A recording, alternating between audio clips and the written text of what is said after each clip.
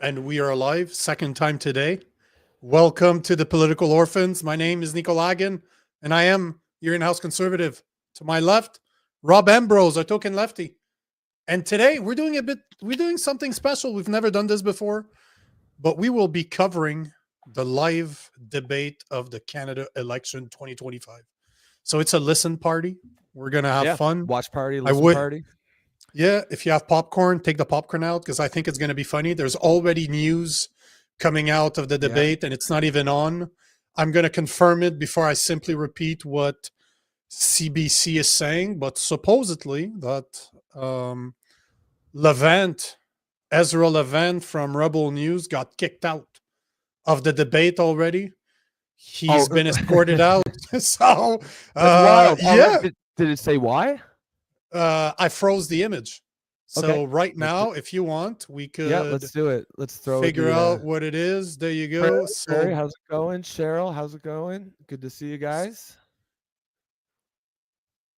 What's this old timer? What's this old timer saying? Hold on. There you go. Breaking news. Breaking news already. I still can't hear it.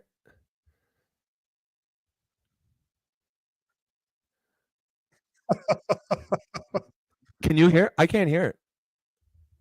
You can't hear this? No. Guys, can you hear it? Oh, there you go. Oh man, it's going to be one of those, huh? That is going to be a good one. Again, nobody can hear it. Did they put something on it so we can't restream it? We can't hear shit. Jesus, Mike Mitchell. Attitude already. It's not even started. Nice. No, hold on. It might be me, man. All right, let's figure it out. No one can hear it. Boom. Oh no, it's me. There you go. Okay, good. Let's try that again. Me on that early. Can you hear it now? Yes. Here's that clip. So guys, supposedly that Ezra, the owner, the guy that started Rebel News, has been escorted out. So yeah, it seems it's going to be one of those days already. So I think we did well to cover this, bro. But here we go. Let's listen to what they have to say. And with the leaders, there was some sort of an altercation inside there in the last little while involving Ezra Levant, who is the head of Rebel News, and other journalists. Some sort of altercation. Ordered Ezra Levant out. His credentials, we believe, has been revoked. Earlier in this program, you might have seen sort of some glitchy video playing because we had to go to tape because Mr. Levant and his people came over with cameras rolling and tried to interrupt the broadcast, which is something journalists do to other journalists, I guess. But Bob, this is kind of what's been going on here. Just your thoughts. Well, first of all, look, these are not journalists. These are right-wing agitators, and they right-wing agitators. Here we go. They use these kind of. So, guys, we're just figuring out how we do this. So bear with us as we figure out. I'm thinking, Nico, maybe instead of pausing it, me and you can just lower the volume if we want to say something. Okay, but there's nothing to figure out. It's figured out, bro. Oh, okay. It's figured. Yes, correct. We've seen these people chase down liberal politicians. I'm gonna go take a leak. I told you it was gonna be informal. All good. And then go for it. I'll be back in a second. Try to raise money off of it, but when they go to deal with Mr. Polyev, they're like little puppy dogs. Hello, Mr. Polyev. It's very nice. Says the person on the left that's been funded by the Liberal Party for we all work for 7 different organizations. already. Some of I absolutely love it when you have media outlets that have been the propaganda arm of the Liberal Party telling us that Rebel News and Juno News and what was it before, True North, are not real news organization just because they're right-wing crazy people. Oh man, I absolutely love it. So Mitchell Lewis, what's going on, brother? Cheryl, always a pleasure. Prairie, what's going on? What's Mitchell saying? Canada's hose. I wish we could trade American liberals that want to leave the country for Canada conservative that want to live that communist hellscape. And you know what? I wish I could do that. I've said this before in the past. If I could exchange my Canadian citizenship, I need three 3 of them. Myself, my wife, my son. We need 3. We do it tomorrow. I agree with you, Mitchell, 1,000%. Would you I do would that? do this. 100%. No questions asked right now. Where the fuck do I sign? Done.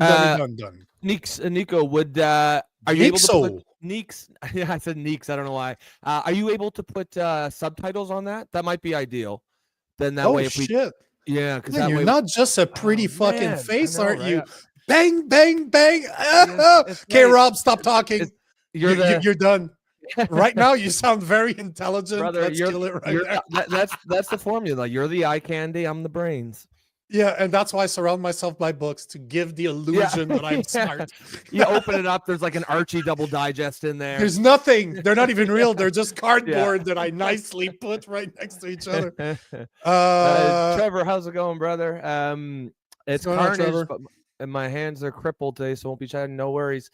Hugs and kisses to you too, my friend. Hugs and kisses. Wow, that's the type of show we're running. Eh? He put XO. As long as you don't, long-time watchers know the rule. As long as there's no eye contact, it's not gay. Do I have to lower my voice because tonight is the night? Yeah. Cheryl, what's going on? Prairie, what's going on? It's that kind of show, is it? Let's see if they're talking about stuff that's intelligent. Put that out there. He's promoted this organization. Curious Georgia, what's going on? So it seems. Can you get I gotcha. That's Carney. That's Carnage using Trevor's account. Nice. Can you check something for us? Can you check if you can find some information as to do we have confirmation that Levant from Rebel News has been escorted out or has been removed? By the way, I gotta give thanks to our friend Jason Leving. He is resharing the stream right now on his Facebook and on his X. I can see a bunch of his followers are watching. So nice. Hello to you guys. Just so you know, if you've never seen any of our streams before, I'm a conservative. That dude on top of me, Rob, is a lefty. And that's what we do. We talk about politics day in, day out. We met Jason after we interviewed Maxime Bernier, and now he's sharing us because he's running for. He's a candidate in Parkland, Alberta. So he's just resharing. I can see there's a bunch of his followers that are watching us right now. So guys, welcome. If you enjoy what we're doing, make sure to give us a follow. All the information's at the bottom of the screen if you want to follow us. But welcome. Please comment. Guys, that's why we do it live. We like to. This is extremely informal. We swear. We talk a lot of shit. And if you have anything to say, you want to share, you want to comment, let us know. We're here to talk about this. But yeah, we're going to cover the 2025 the 2025 Canada debate for the election at the federal level. Right now, they're not there yet. It says 9 minutes, but I'm going to go back to the live stream because right now, there you go. Okay, that's right. Of course, Jadming Singh is wearing pink, obviously.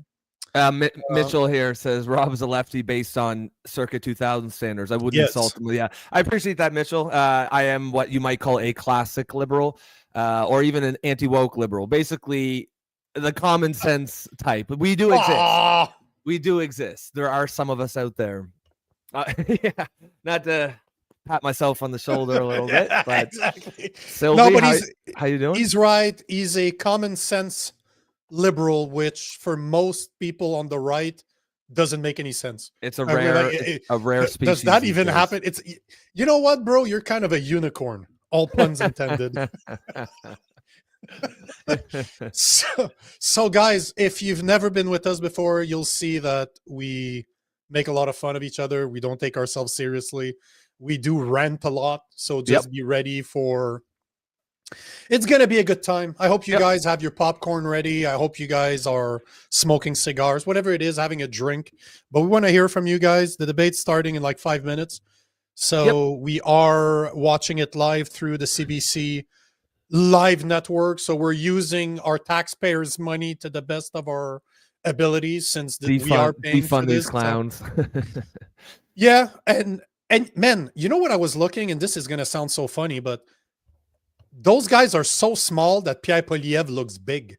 Look at this. Look how big he looks. Like he looks looks a like big dude, isn't he? No, Jagmeet? well, Oh no, they're all small. Obviously not. Look, it's the same. He's the same size as Carney B. Oh fuck yeah, that's not a good look.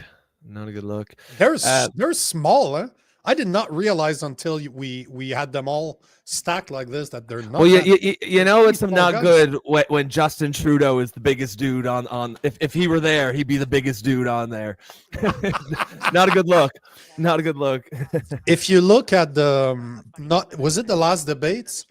Yeah, I think it would have been the last debates when Andrew Scheer was there, because Andrew Scheer's a big guy. Like Andrew Scheer's probably more my size, like 6'1", 6'2", above 200 pounds. He was towering over everybody. So, Aqua Aquarium says, "I don't want to support CBC, so watch him here." Hey, whatever brings you here, brother. Whatever brings you here. You're not supporting us. You're not supporting them. You're supporting us. Absolutely. We're just using the stream because it's our money. Everybody here is paying for this. We might as well take advantage of it, right? That's right. Mitchell says the most amazing thing about Trudeau is no one seems to call him Trudeau enough. What do they call him? Trudy? No, Turdo. Turdo enough. And guys, especially if you're new here, as you see, like pretty much any comment we get here, we're going to bring it up and talk about it. It isn't just a show. We try to make this a community here, as our regulars will tell you. You know, everybody. Really, we're just a sideshow. A lot of the real show happens in the comments here. So please chime in. If you do like what you see, give us a follow on X or YouTube at it's the Poly Orphans, right? That's their name. It's a good thing it's not written at the bottom right there. Right? Oh yeah. It's a good thing. Do that. Yes. And again, Rob has the audacity to say that I'm the pretty face and he's the brains. I'm the brains. Nico's the eye candy. Fucked if you have the brain, bro. We are screwed. We are completely screwed. Yeah. Do you honestly believe that they're writing something important right now? Because this to me is acting, right? But they're drawing penises and like putting hair on the balls and shit like that. Because that's what I'd be doing. That's what I'd be doing. You know, you're taking notes 2 minutes before it starts. You're in trouble. Like you're not prepared. Carney just passed a note to Jagmeet. It says, "Do you like me? I like you. Check one. Yes, no, or maybe. Do you want to go out with me? The date. Yes, no." Let's meet under the meet under the staircase. So, for the people listening, what do you expect to see? Like, what are you guys expecting from this tonight? Question. Because, I'm curious to see what you guys want, what you want to happen tonight. What about you, Robbie? What do you want tonight? I'm thinking they'll. It's funny. It's funny. I used to go by Robbie in elementary school. I haven't heard. You look like a Robbie. I've never like a Robbie before, but you look. Hey. Well, that's why I changed it to Rob. Like as I got older, like Robbie don't really work that well. I don't know. Clearing brawl. Yes, that would be amazing. Awesome though. I would laugh. I would really laugh because there's nothing funnier to a fighter like me. There's nothing funnier than untrained people fighting. It is the funniest. Oh, just yeah,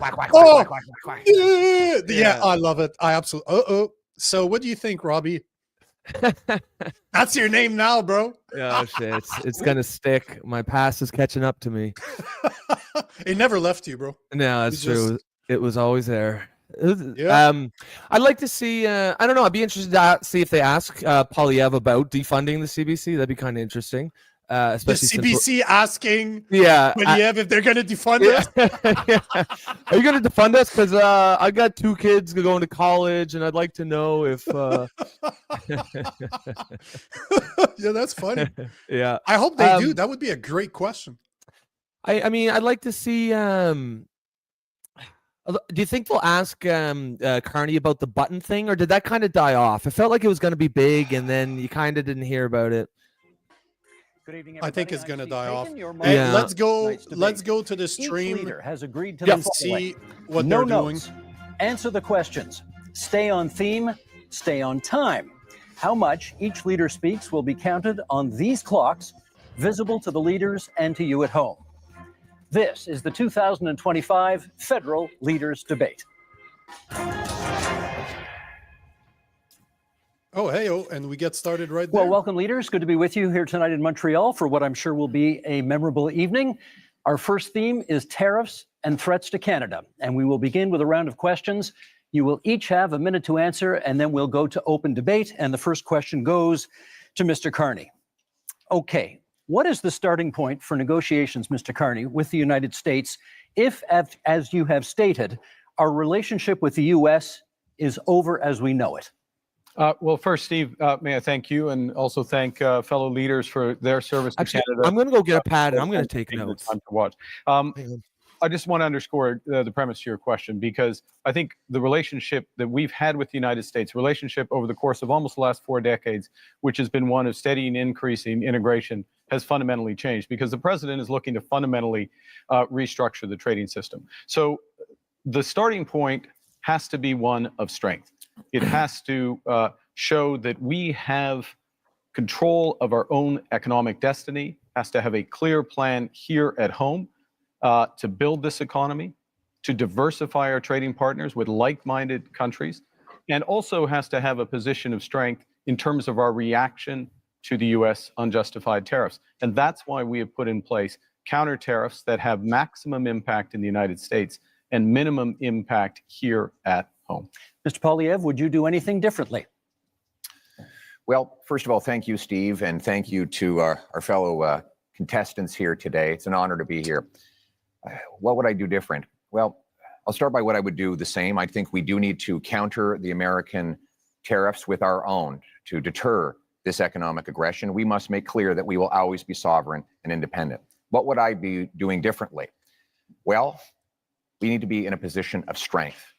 The Liberal government has weakened our economy with anti-energy laws, red tape, and high taxes that have driven $500 billion out of our country into the United States and made us incapable of shipping our resources overseas. That weakness threatens our ability to stand up for ourselves. So what would I do? I would cut taxes, red tape, and approve our resource projects so that we can get our goods to market and bring home the jobs, so we stand up to President Trump from a position of strength. Mr. Singh, you get the next question. Can we trust the United States to work with us on matters such as Arctic sovereignty and defense policy? I don't agree, but we'll see. It's generic. First of all, good evening. Well, we can pause it, right? Then. Okay, yeah, because we're going live. Hopefully you guys are ready for this to pause, because I want to see what you guys are thinking. So basically, the first question was, what would they do if they got elected, obviously? How would they deal with Donald Trump and the tariffs? Basically, Carney has said exactly what he's been saying from the get-go, counter tariffs. That's basically what he's saying. And we all know that he wants to bring some of our stuff to Europe and other countries like South Asia, other parts of the world. Yep. This is where my big beef is when it comes to the conservative. Basically, he agreed with Carney, saying that we need to go on tariffs, which I disagree with him completely. How about you just call Trump and set up what we call a negotiation and figure it out from there? And he wants to cut taxes, remove red tape. At the end of the day, he's been saying it from the get-go. He wants to be more self-sufficient, more self-reliant, which that I agree. Being self-reliant just makes sense. What are you guys thinking out there? I want to know what you guys think, because we should stop it after all questions just to see what people are thinking. But what would you think? I like that. Yeah, I like that too. I mean, I don't. We've talked on the show a lot. I don't like.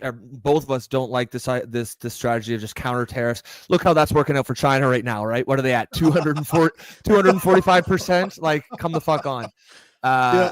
In some ways, Carney seems like he almost doesn't like. He almost wants to use tariffs as a political tool. That's all he has, and but that's bullshit, because that hurts this country. If you're going to use, I mean, I don't want a leader who's going to hurt this country to further his own political gains. Your job is to fucking get out there and get rid of the tariffs. Yep. And Kerry is saying that the mayor of Lima, Peru, Lopez Aliaga, has a message to Canadians: think twice before making Mark Carney your prime minister. And I couldn't agree more. The UK is saying the exact same thing.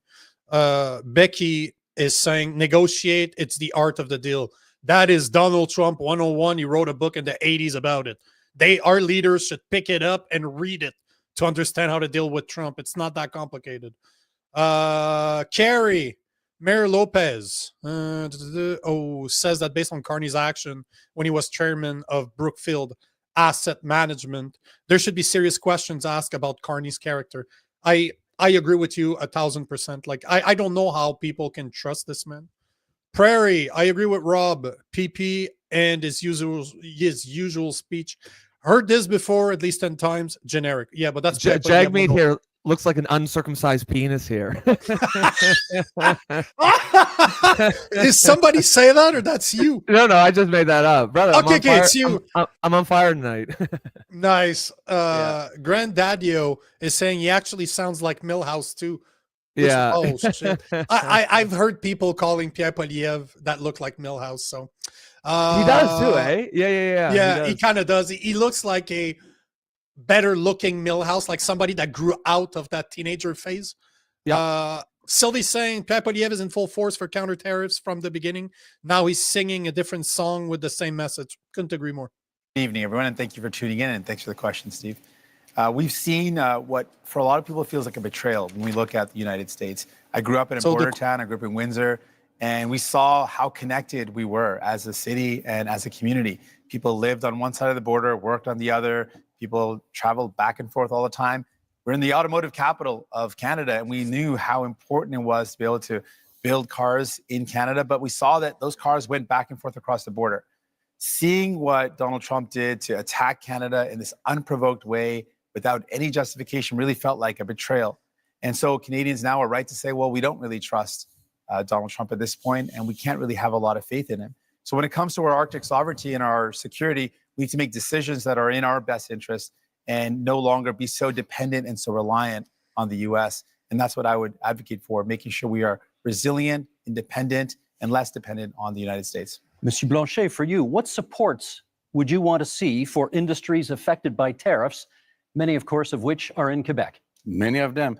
First, be all welcome in Quebec and Montreal. You have me because I try not to speak English in Montreal. However, I think we should never underestimate the threat. I'm in Montreal right now, okay? I'll speak all the English I want. But we must acknowledge that the economy of Quebec is built differently. The challenges are not the same. The necessity for Quebec to have at least partly its own voice in the negotiation is important. The difference between Quebec and Canada is very important in terms of economy, but also in terms of identity and language and values and who we are and the way we want to handle immigration. So we have the right to be different. And if this difference is being respected by whoever becomes Prime Minister of Canada, we will be reliable partners in order to achieve the best possible negotiation and protect ourselves. Let's not answer the question at all. Yeah, did not answer the question. But we'll throw in an English dog whistle, language dog whistle. We go from there. Yeah, of course. Do you still support dollar for dollar tariffs, even if they ultimately threaten Canadian jobs and businesses? No, and yes. We've already moved off from dollar for dollar tariffs. We have to recognize, and I think we all do, the United States economy is more than 10 times the size of the Canadian economy. Wow, and he the changed his principle, speech. In terms of our counter tariffs is to have maximum impact in the United States, as I said a moment ago, minimum impact here. So we have to think about the impact on Canadian businesses. I'll give you one example, if I may. In the auto sector, the way we've designed those auto tariffs is that Canadian automakers, if they maintain production here, if they maintain their investments here, when I say Canadian automakers, I mean automakers that have jobs and plants and production in Canada, then they can have lower tariffs on what they ship to the United States. We create a huge incentive for them in order to do that. We also have carved out the Canadian auto parts sector. Last point, I know you're pressed for time, the Canadian auto parts sector, so that it can remain competitive with the United States. We're focused on maximizing Canadian jobs, maximizing the harm in the U.S. So that we get them. Maximizing the harm in the U.S. Brother, what are we going to do, bite their ankles? We can't hurt the U.S. economically. Want our country to respond with strength, but after the last decade, half of which time you've been Justin Trudeau's economic advisor, our economy is weaker than ever before. It's been the worst growth in the G7. Bring it up. $1 trillion of investment south of the border. You supported blocking pipelines in Canada that gave Donald Trump and the US a near monopoly over our energy. And now you want to keep in place Bill C-69, the liberal no new development law. I was going to bring that up. Blocks us from shipping our resources overseas. How could you possibly think it's a good idea to give the Americans a continued monopoly on our energy projects when you have seen how much these liberal policies have weakened our country over the last decade? Let Mr. Carney respond, and then Mr. Singh. Sure. If I may, yes. So let's You go. want to pause that for a quick sec? My record is a month long as prime minister. And this goes to the heart of coming to the Americans with strength, but doing the right thing for Canada. Within the first week as prime minister, I sat down with all the premiers of the provinces and territories, as well as the leaders of the Indigenous peoples. Got an agreement with all the provinces and territories, doesn't happen very often, got an agreement for them to have one Canadian economy instead of 13, first point. Secondly, to commit the federal government to do its part by Canada Day, so free trade in Canada by Canada Day.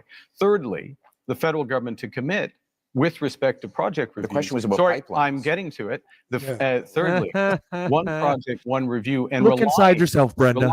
That's on provincial. Yes, it is possible under. It is possible on our system. No, it is the impact assessment. It is agreed on under the impact assessment framework, and we have a cooperation agreement with British Columbia already. We're looking forward to them with the other provinces. We will move. British Columbia is not Quebec, though. Please, of course. You know, that is, I'm happy that he said that, because he knows Blanchette is sitting right next to him. You don't just need, but Bill C-69 killed both oceans. Yes. It killed the Atlantic, that's right next to where I am in Montreal, and the Pacific to the west, right next to BC. But what did he say there? He's clever, though. He said we got a pipeline in BC. Yeah, that's because BC's pro-business. BC allowed it. That has nothing to do with over here in Quebec. They won't allow it. No, and it needs to happen. Quebec needs to stop complaining that like the little bitches that they are, and approve a Trans-Canada pipeline like it should have been approved a decade ago, even more than that. Like, we need to be able to allow Alberta to dig. Absolutely. I'm glad he brought that up, because Carney's talking out of both sides of his mouth here. He's saying, "Oh, we want pipelines, but the only way you're going to get a pipeline east is if you get rid of Bill C-69." And he says he's not getting rid of it. So he says that all he wants, but he knows he can't do it. So it's bullshit. I'm glad Poilievre called him on it. Yeah, but he doesn't really have a choice, because this is the problem with the Conservative and the Liberals. They agree on so much that they need to find things to fight over. This is one of them. But it's true, though. Can you honestly say that if I didn't tell you who the Conservative and who the Liberal is between those two, you'd have problems identifying them? You wouldn't really know, like, which one is which here. So at least I agree with Pierre Poilievre on this, that you need to remove Bill C-69. You need to allow pipelines, Trans-Canada pipelines, dig as much as possible. And as much as we are very dependent on the U.S., we share the biggest border in the world with another country, with the U.S. They have been protecting us. This is the reason why we don't have an army, basically, is because the U.S. has been protecting us for decades now. We need to keep our relationship with them, because they buy 75% of our exports. Does that mean that we shouldn't try to be more self-reliant? Of course not. We need to be able to do that, but that's a medium to long-term goal, right? Yeah, absolutely. And just before we get back, I just want to quickly show this chart. We've shown this quite a few times here on the GDP, show. But this is what Poilievre's talking about. Look at this. The little Trudeau head there is when Trudeau was elected. Literally the exact moment he's elected, our economy has not moved since then, while the U.S. has gone up. And look, since '95, how the same it was. So the U.S. until Trudeau. It was so lockstep here. And then as soon as Trudeau gets in, we go flat. They keep going. You can't reward that, and that's always been my take. Regardless, even if I loved Carney, I wouldn't vote for him, because you cannot reward the Liberal Party for that kind of incompetence. Mitchell is saying that at the stage. There we go. How can you respond with strength with a country 10 times your size? You can't. Right? Rob and I have been saying this since Trump took office. We've been saying the same thing. We have no negotiation power with the U.S.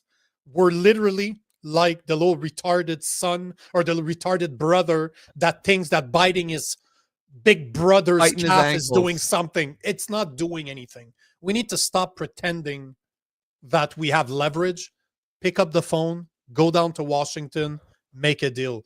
Are we happy that we have to renegotiate our tariffs? No, we're not. That doesn't change the fact that we need to deal with it. Those guys all act like little babies, like, well, we don't want this. Yeah, but guess what? They're there. What do you do when they're there? You deal with it. You're a leader. Shut up. Pick up the phone. Yeah, fucking leave. Try to go. If you have to wait at the gates of Washington in front of the White House and shake them until he picks up or until he opens the door, do it. You work for us. Yep. Not the other way around. Yep. Absolutely. Of course, we agree around having a strategic response to the United States. But what I'm concerned about is what we're doing here in Canada. We are already seeing threats to our country in that just the threats alone of the tariffs have meant Canadians have lost their jobs. The threats of the tariffs that are in place right now, the impact of those tariffs is that we've lost jobs in steel, aluminum, and the auto sector. People are already losing their jobs. And while Mr. Carney, you had time, as you mentioned, not very long time, but as Prime Minister, you showed us your priorities.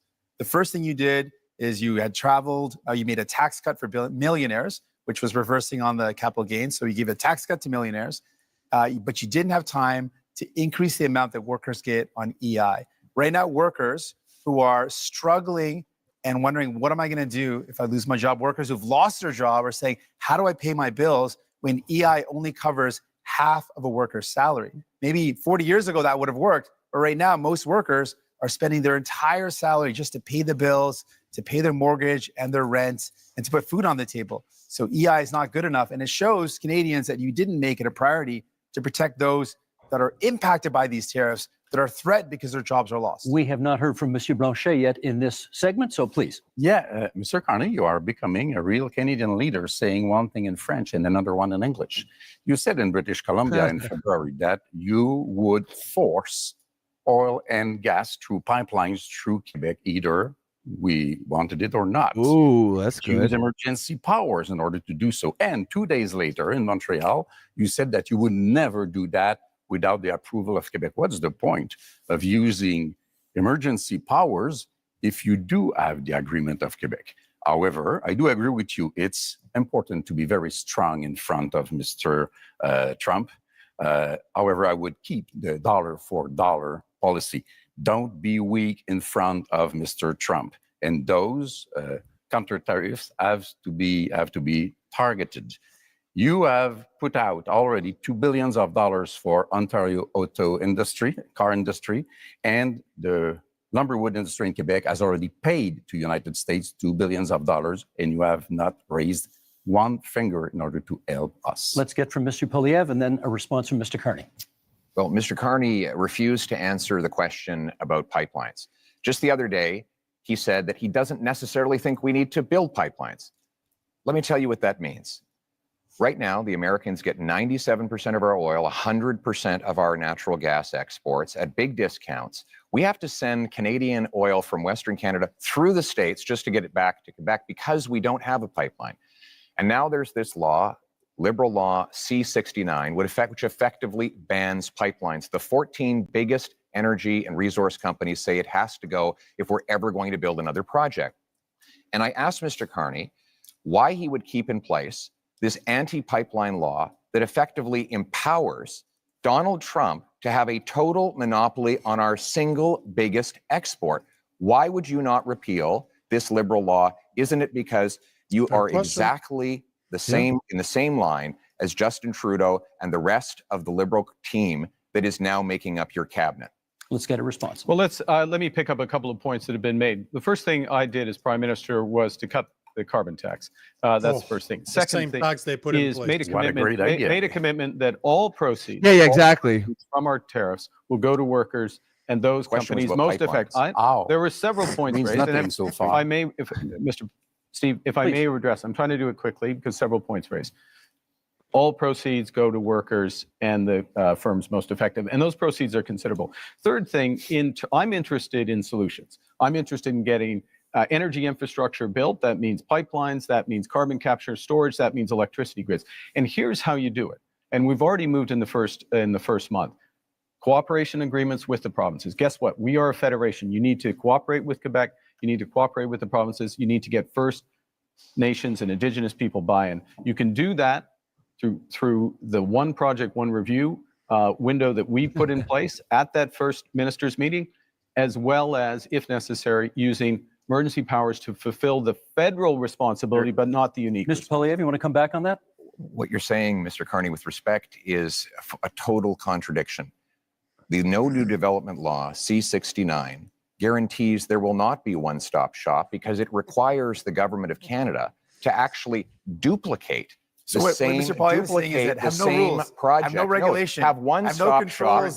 Over any energy development. We just got to let him finish his sentence. Pollute. Let's just let him finish his sentence. That is not true. In fact, Mr. Singh, the reality is we should have strong rules enforced once. We shouldn't have multiple levels of referral that takes now 17 years to get a major project approved in this country. That is why in the last 10 years we've had the worst economic growth in the entire G7. We cannot afford a fourth Liberal term. We need a change, and the Conservative plan for a change will include repealing the trying to get his 2 cents in there to markets other than the United States. Mr. Singh, then Mr. Carney. While these two compete about who's more pro-pipeline, I think what we need to do is, I mean, it's clear the Liberals bought a pipeline, they built a pipeline. I don't know what Pierre is complaining about.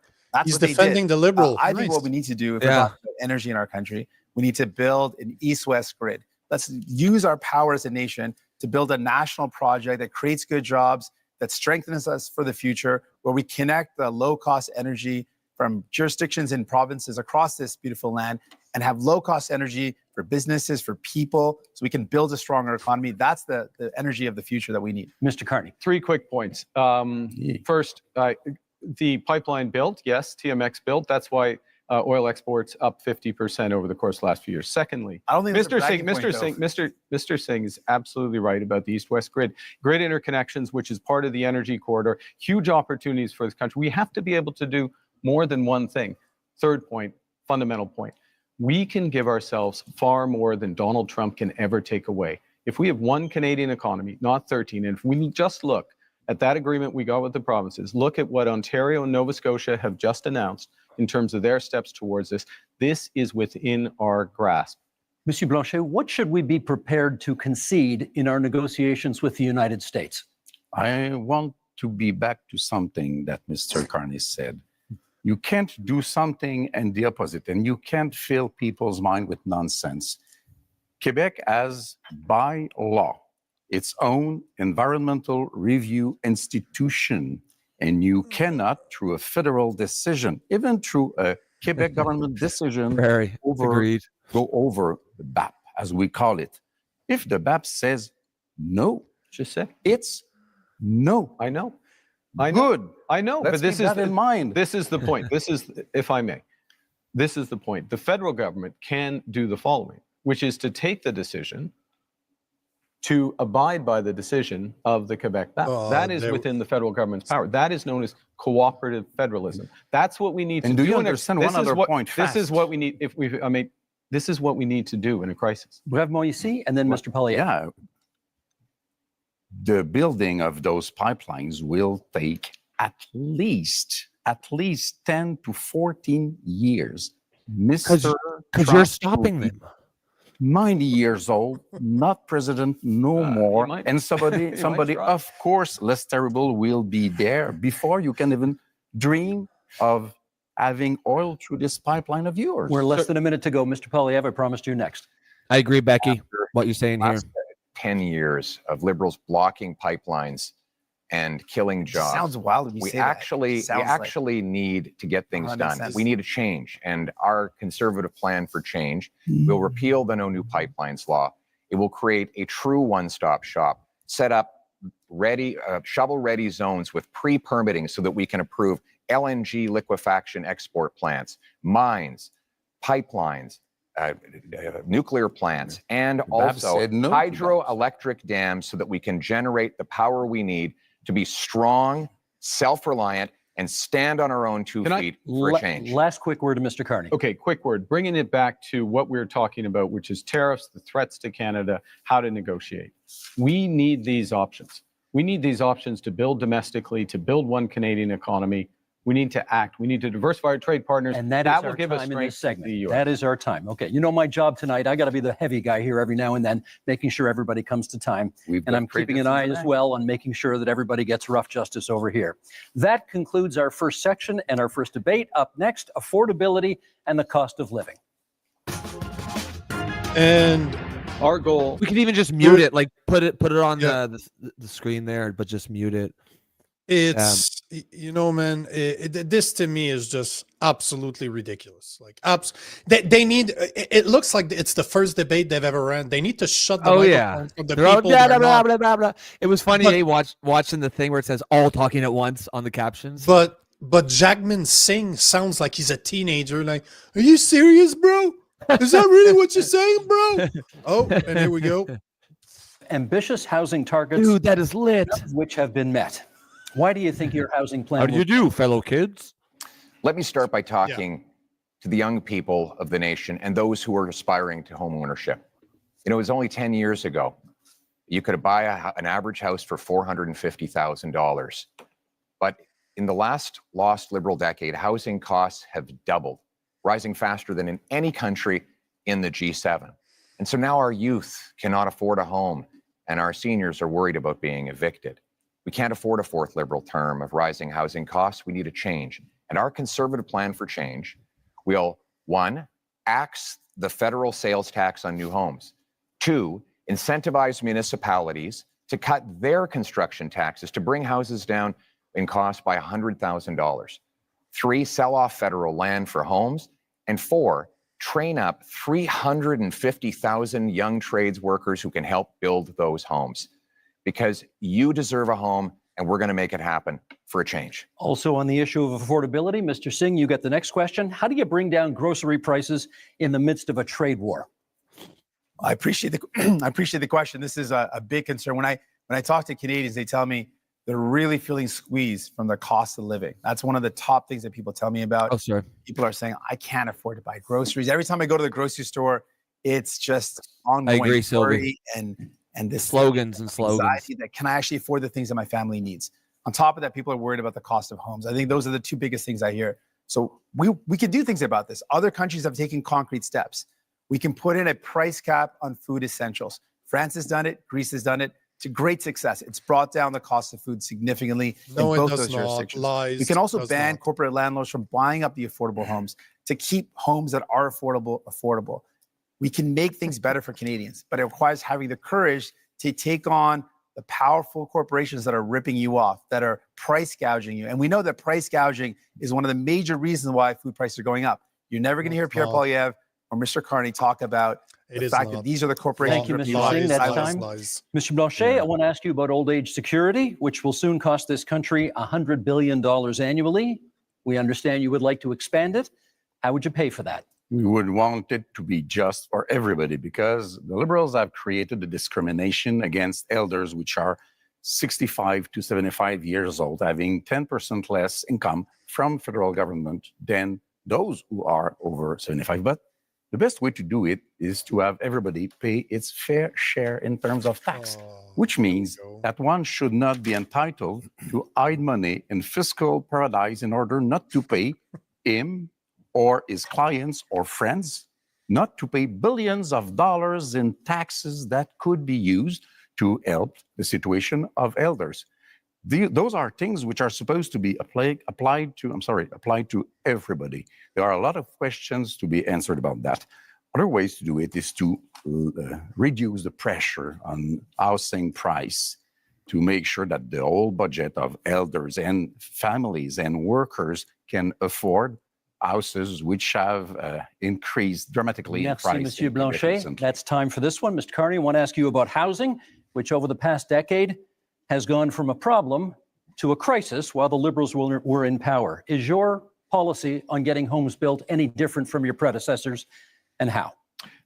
This is one of the reasons why I entered this contest, because of the housing crisis, the cost of living crisis, the housing crisis, and the Trump crisis, to help fix it. And I would look, the housing approach is fundamentally different because we need a fundamentally different approach. We need to build housing at a rate that we haven't seen since the end of the Second World War. We do need a fundamentally different approach. And with the fundamentally different approach, we can build an entirely new industry. So the question is how?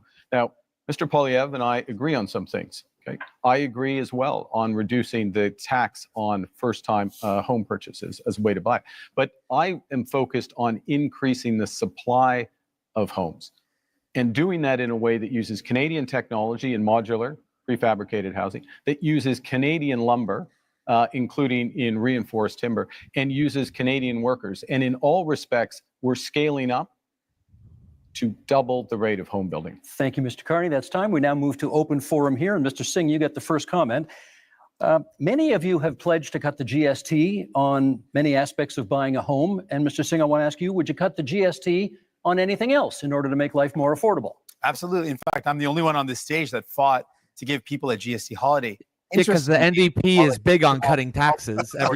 Everybody knows. By taking off the GST off essentials, the Conservatives under Pierre Poilievre voted against that. They opposed the idea of giving people, actual folks that need help, a tax break, and would rather give millionaires a tax break, which shows you whose side he's on, which is not surprising. But what is surprising is that Mr. Carney also said 3 millionaires giving people a break on their GST is a bad idea.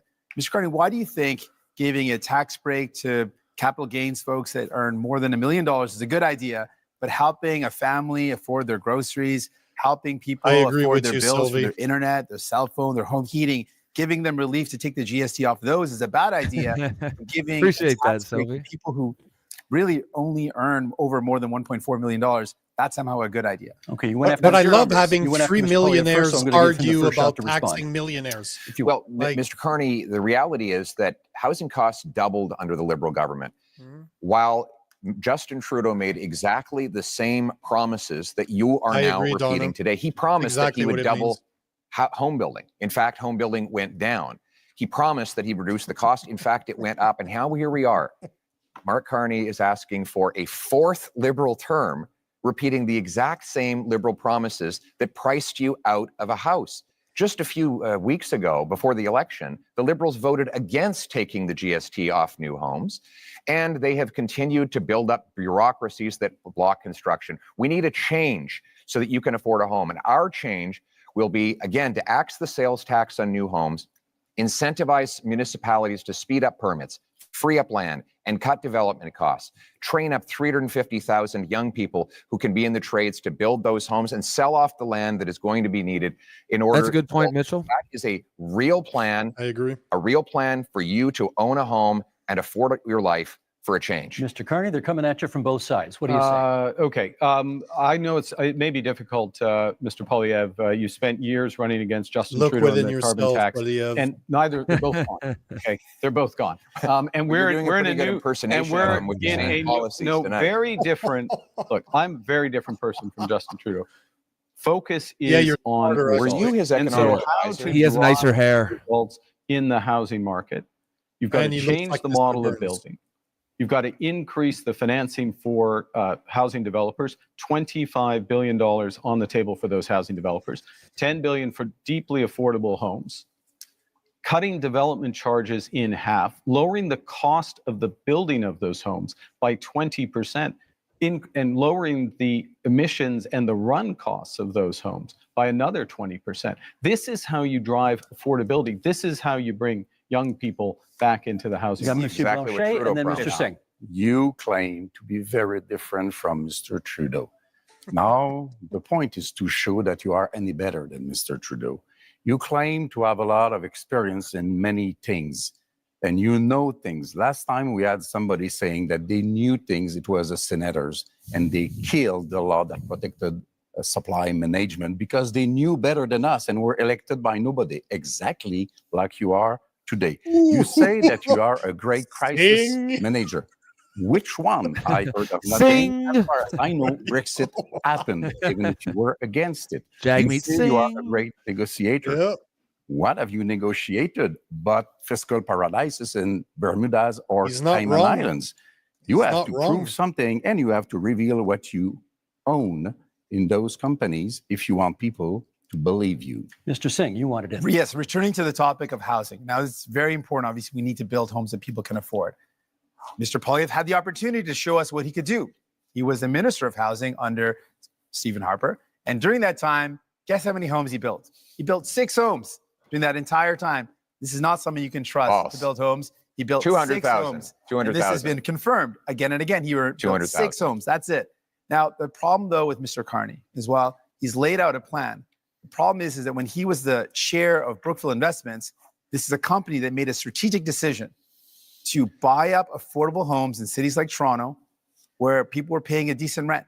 And they purposely bought those homes, kicked out the tenants, and jacked up the rents. That is not someone you can trust, sadly, to deal with the housing crisis when Mr. Carney, you profited off of it. We're going to get responses here. Mr. Poilievre first, Mr. Carney second.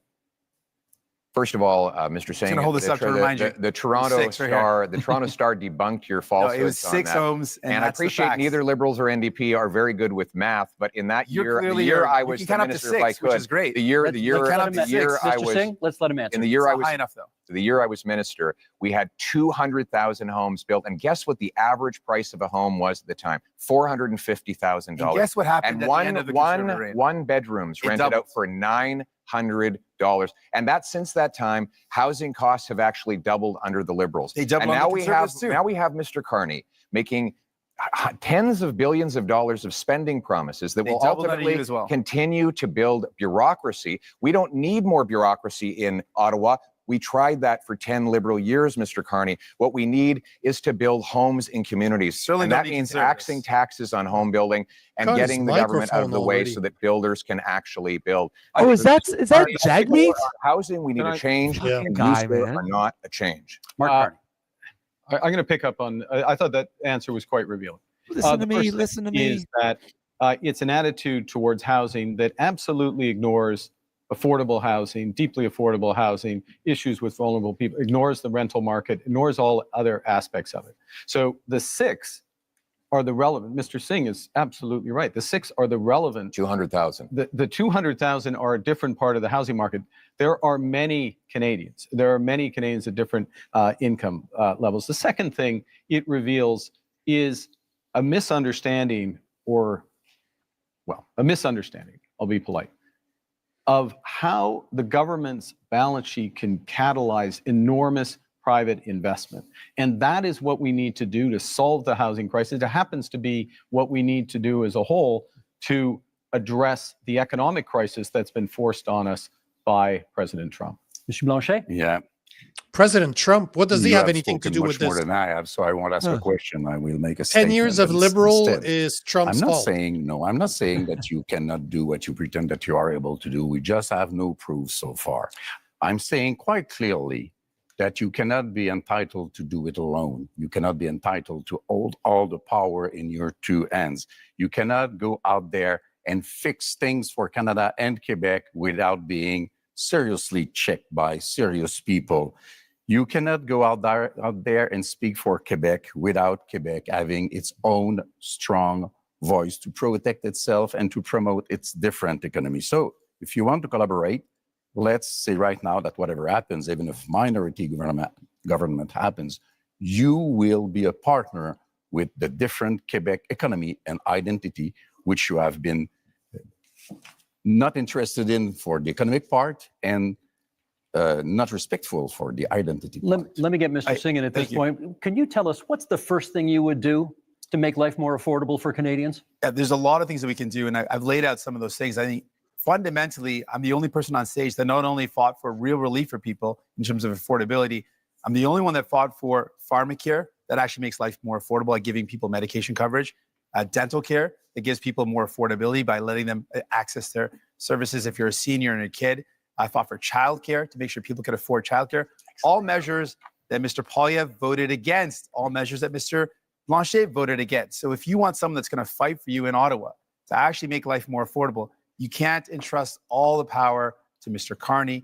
doesn't have a track record of making life more affordable for people, but we do. So vote for a New Democrat, and we'll continue this work to make life more affordable for you, while the Conservatives and the Bloc have voted against those measures to make life affordable, because that's not who they care about. New Democrats are in it for you. Pierre Poilievre. The number one expense for families today is taxes, more than they spend on food, clothing, and shelter combined.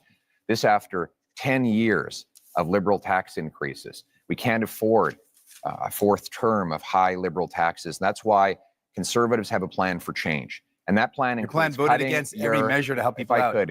Cutting income taxes by 15% for the average worker and seniors, saving a working couple up to $2,000, rewarding hard work again. Because hard work is actually being punished. Is actually being punished because of the very high taxes. Now, the Liberals promised 10 years ago they would lower them. They actually raised taxes on 9 out of 10 Canadians. We need a change in this country because your hard work should once again pay off with a powerful paycheck that buys you an affordable home. So you want to save people $2,000, and that's what we will deliver. You want to save people $2,000, but cut their dental care, which is thousands of dollars. Cut their child care, which is thousands of dollars. Cut farming coverage, which is thousands of dollars. That's not a very good math deal right there. You're going to save people $2,000, but cost them tens of thousands of dollars. That's why you cannot afford Conservatives. And you certainly can't trust the Liberals Mark on Carney's their own. turn. You need New Democrats. I agree, Becky. Common sense, Becky. That point, and then I'll respond to Mr. What Moshe. a strange idea you have, Becky. Childcare in this country, $3,000 to $10,000 a year for a family, depending on where you live. Province, jurisdiction. Depending on where you live, that's what's being saved there. $800 per trip to the dentist. We've expanded dental care to 8 million Canadians. Because 8 million Canadians. Because New Democrats Pharmacare. These are fundamental issues for affordability. We're talking about affordability and taking them off in order. That's why you need to tax. Quebec. That's not what I've said. And can we in terms of income taxes working with Quebec for Canadians? Yes, absolutely. Throughout the they have to be able to cut this guy's mic. Working directly with the Premier of Quebec. Agreed, Donna. Our Minister of Foreign Affairs, our Minister of Finance are from Quebec. Quebec and Quebec issues, whether it's why haven't you answered Mr. Legault's letter? He asked 5 things in the letter. He reduced his expectations. We're talking about, and you did not even answer him. And tonight, you are so much in love with Quebec. Steve, the question that Canadians have to ask: why vote for Conservatives? Carney's like, whoo, dodged the bullet there. He didn't want to answer. Smile, the Carney. question you have to ask is he didn't want to answer that question. Liberal promises. Can you afford food? Is your housing more affordable than it used to be? What is your cost of living like compared to what it was a decade ago? And are you prepared to elect the same Liberal MPs, the same Liberal ministers, the same Liberal staffers all over again for a 4th term? Mr. Carney, Justin Trudeau's staffers are actually here with you at this debate in Montreal, writing the talking points that you are regurgitating into the microphone. How can we possibly believe that you are any different than the previous 10 years of Liberal government? 5 seconds left in this segment for you to respond to that. Yeah, I agree, Cheryl. The Bloc guy is doing good. Thank you very much. Fuck Carney. Biggest risk we have to affordability. He's such a diva. The biggest risk we have to this economy is Donald Trump. So first and foremost, we've got to get that right. Secondly, we need to do it in a way for 10 years, right? that brings everyone along together. That means preserving pharmacare, dental care, child care, reinforcing health care, spending our intrusion in Quebec jurisdiction over and again. I like if we're any better than we are. The clock is there one thing Canadians can do that Quebecers Look cannot at the numbers. do? You are doing intrusions in our jurisdiction with our money, pretending you are better. And most of the time, you try to copy what we did with our own money against us. What's that as a policy? Don't you have your own things to care about? That really is time for this segment. I wanted to be polite and let everybody finish their points, but far beyond, we got to move on. I took the liberty. Thank you. Okay, that ends section 2. Up next, public safety and security. You know, as much as I dislike Blanchette, he is calling out Carney B left, right, and center. Oh, fuck yeah. Oh, yeah. Yeah, he's doing good. And Poilievre has been coached properly too, right? He's talking right at the camera, completely ignoring, or is it me? He's the only one getting really nice.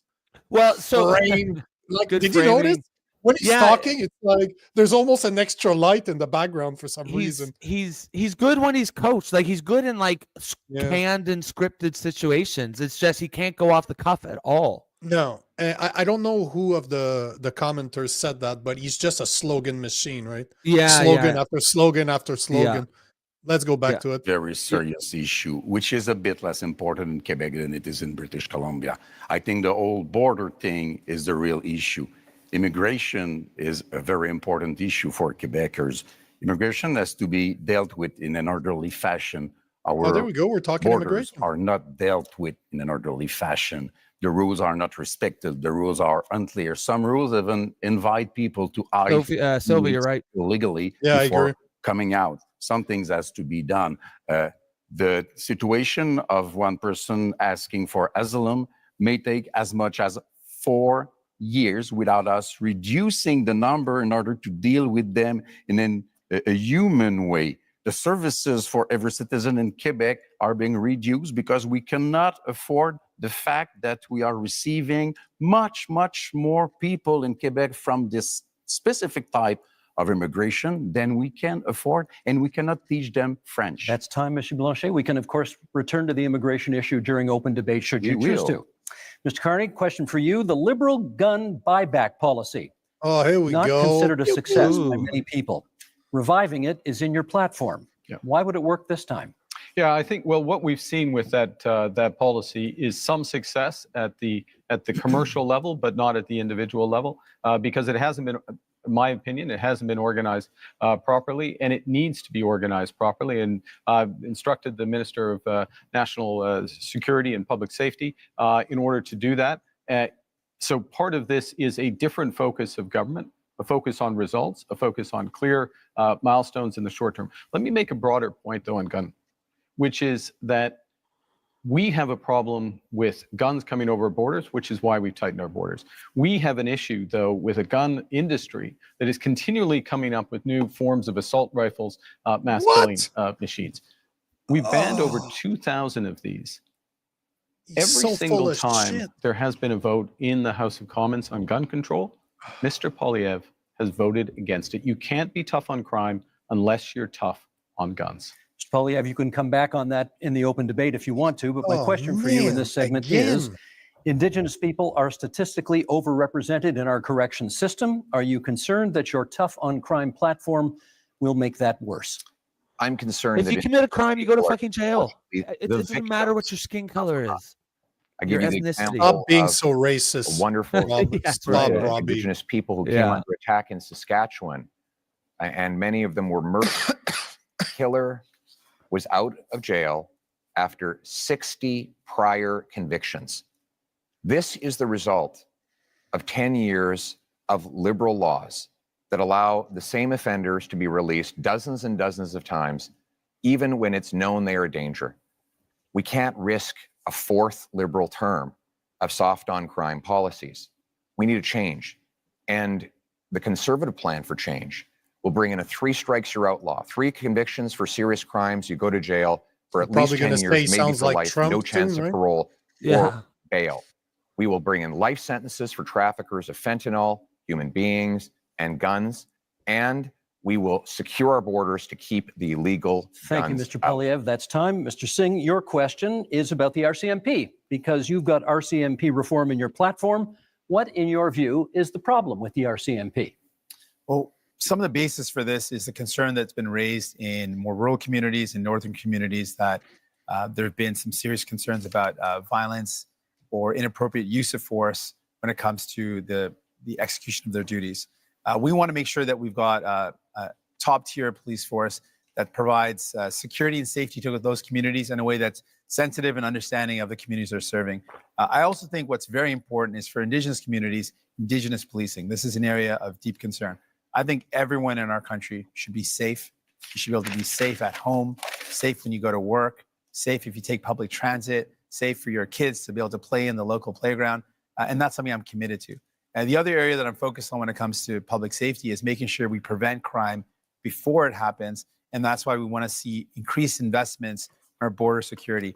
We saw under the Conservatives, they cut 1,100 border officers in one day. So that prevented our ability to keep our borders safe. That stops those materials from Mr. coming Singh, into the that's country. time.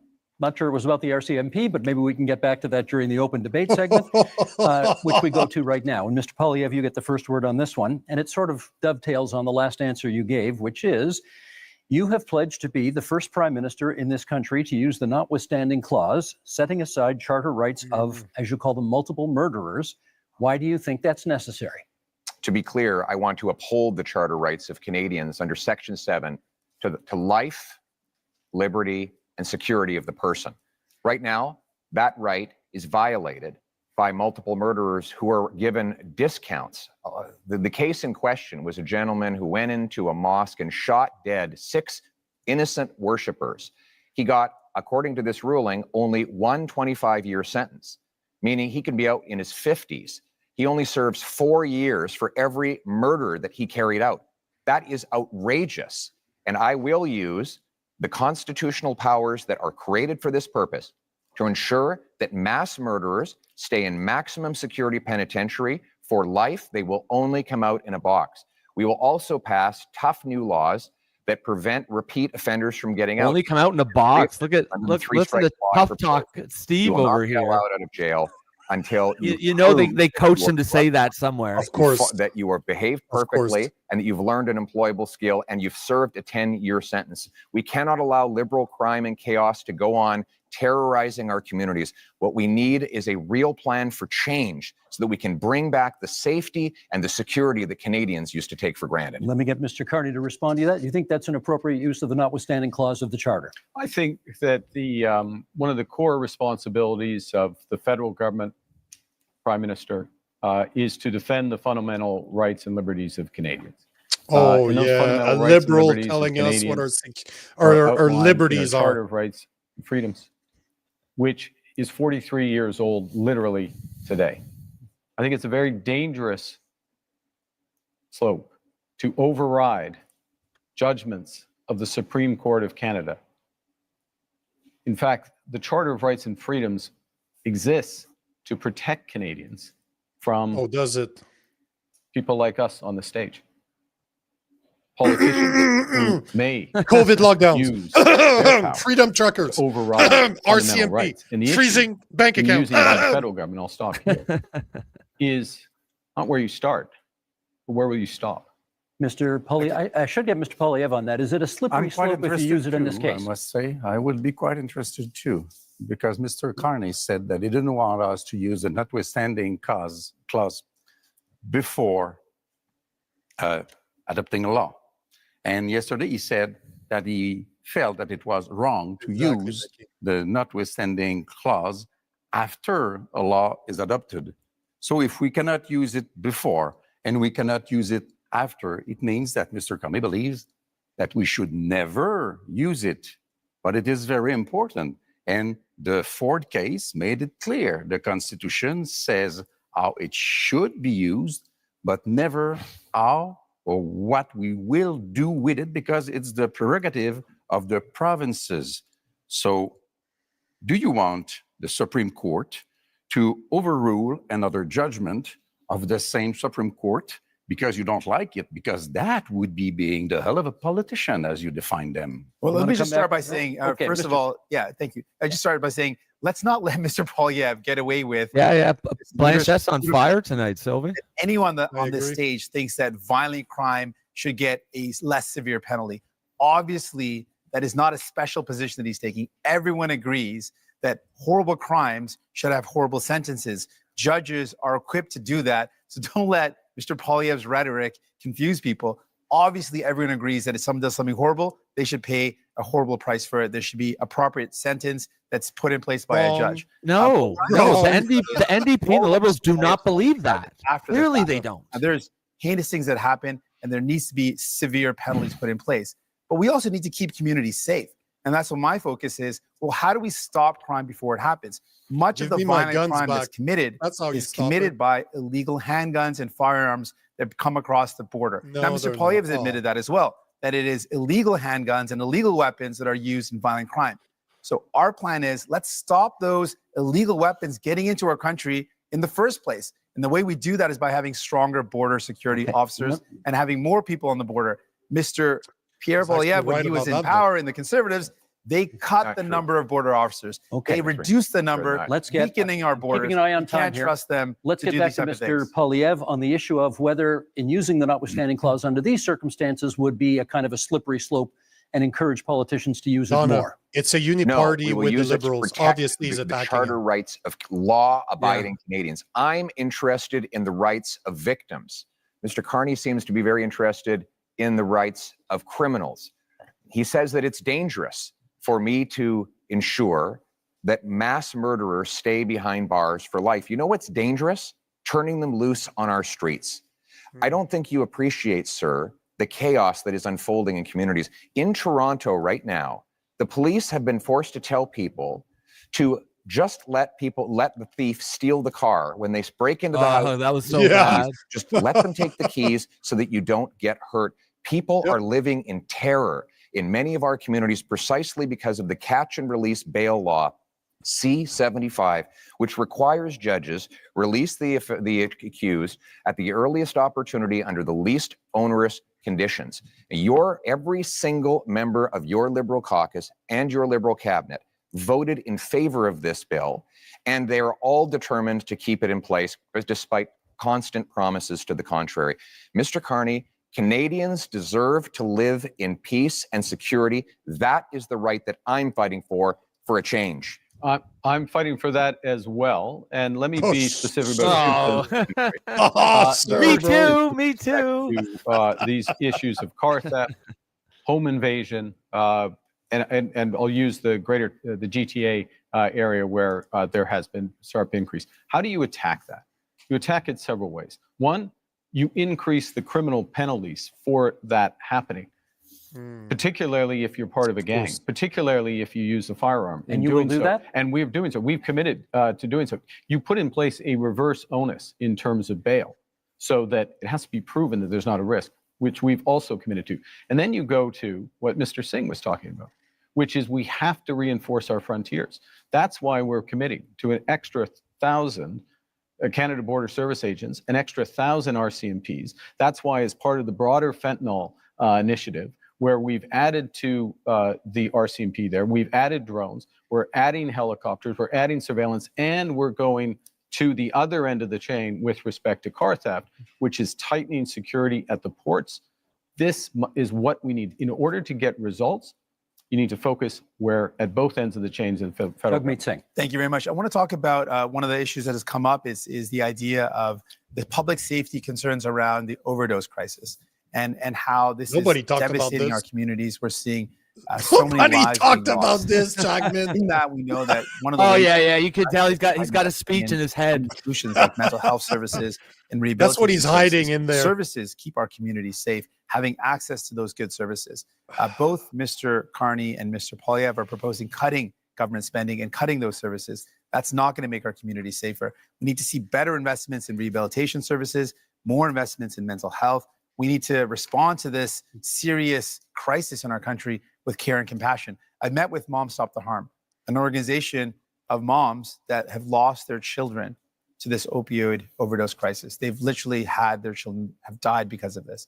And they're saying we need to do everything possible to save lives, to stop this death from happening. And I think we need to listen to those moms. And that's my commitment. Mr. Blanchet. Two things as rapidly as possible. First, we believe that we should act on crime gangs and organizations, defining them as we do for terrorist organization.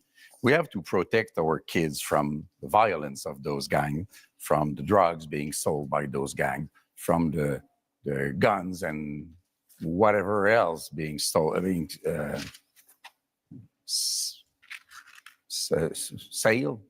being sold by those gangs. Sold? And not sold, being, you purchase a thing and selling, sold by those gangs.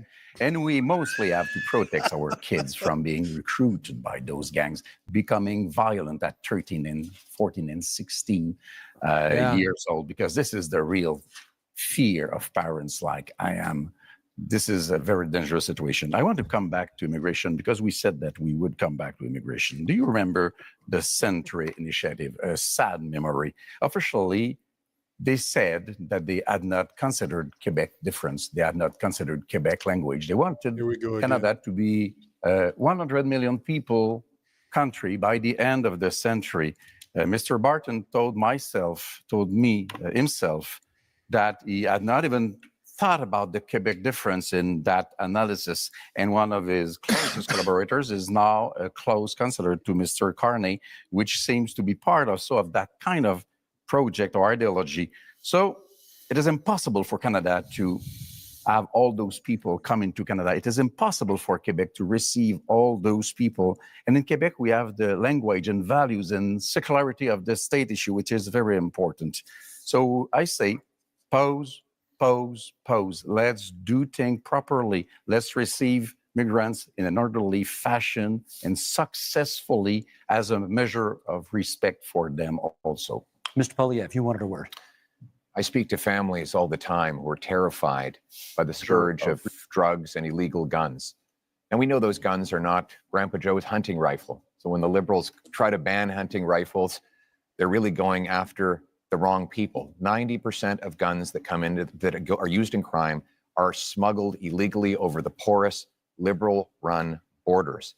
The border, and that's why the police, border officers. It's not true. And that's why the police, cut the border officers. The police in the actually, facts. if I could, the police It's actually in the facts. endorsed Should do it me. again, The police in Did Barrie, you know there's the in facts? Peel, It's a book. in It's Sault there. Ste. Marie have all Oh, endorsed they got a that fact I will book? go after the gun of course. smugglers and criminals. There will be Border 100% mass frontline immigration, that will liberal stop mass immigration And policies are the unlike problem. the Liberals and NDP, I will not ban hunting rifles. The Liberals want to We never protect. wanted to ban I want to that. protect Canadians Yeah. from criminals. The Liberals want to protect turkeys from hunters. I think we know which one makes the most Mr. sense. Carney, quick intervention, Deb, Mr. Carney, then I got a question for Great each. point. This segment's out. Okay. Our party, our system is all about the party. Hunting. Carney can't do anything. It's the liberals that are going to and, do whatever the fuck they states. want. I'm going to raise an issue, which is a serious issue. Talking about safety. There are people. We're in Montreal, in Toronto, across this country, who fear going to their synagogue, fear going to their community center, fear taking their children, leaving. Is their it that children hard at to school. say churches And nowadays? This has. I think he's talking about Jewish people. It's totally unacceptable. So what we're proposing is to make it a criminal offense to threaten or to impede anyone from being near or going to their place of worship, their school, their community center. This, it pains me that when we have to do it, because this is not what we should be doing as Canadians, of course, but we will put that in place. Let me get respect. And this is a fundamental issue with respect Let me to get 10 anti-Semitism. seconds from each of you before this segment's out on what you perceive to be the biggest security threat to Canada right now. 10 seconds each. Mr. Poilievre. The physical security threat to our country is the rampant crime wave that is running out of control. After the last decade, we had a 116% increase in gun crime. We need to lock up the criminals. I got to hold you to secure 10 the borders. seconds. Mr. Carney? Well, we're in a security section. I think we didn't have a chance to talk about anything internationally. I think the biggest security threat to Canada is China.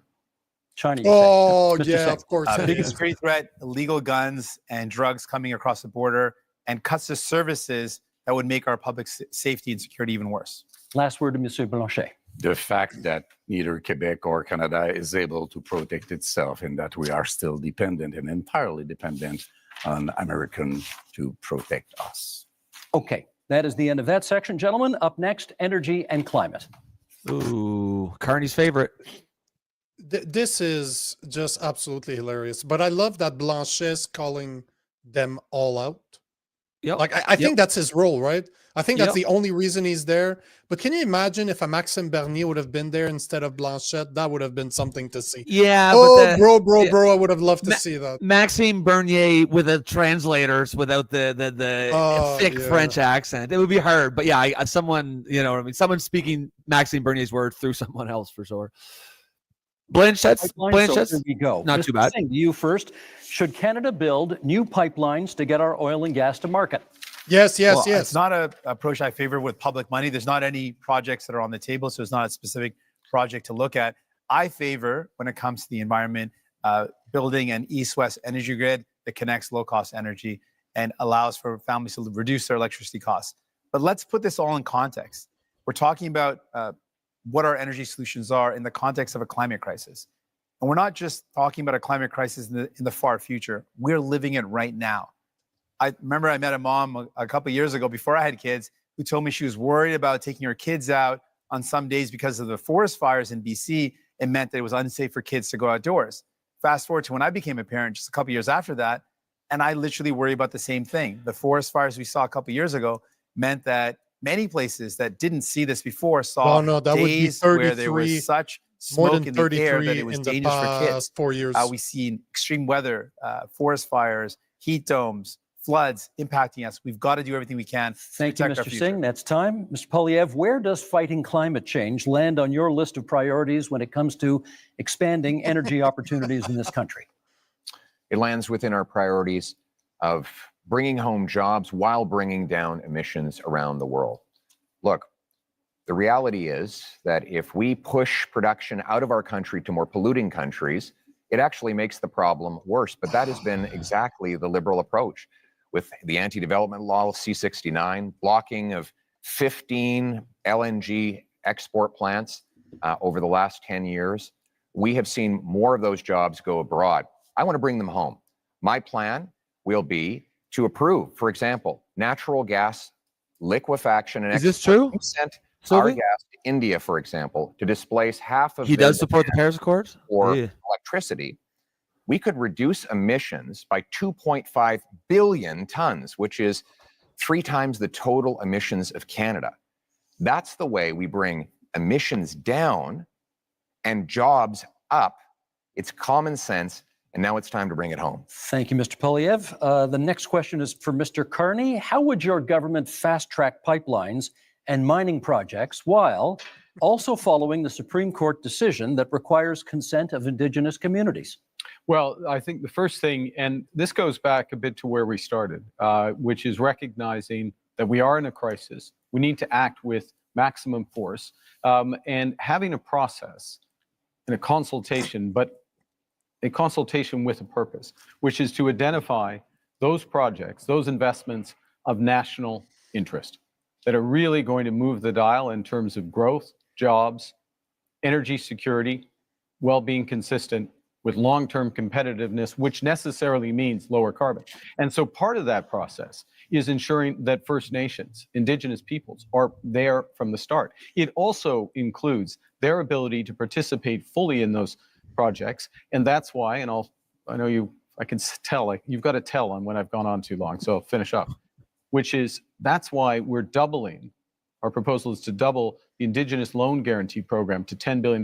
What does that actually mean? It means an ability for them to invest equity in those projects and be full partners. Thank you. My tell is my clock, and my clock is at 0, so that's how it goes.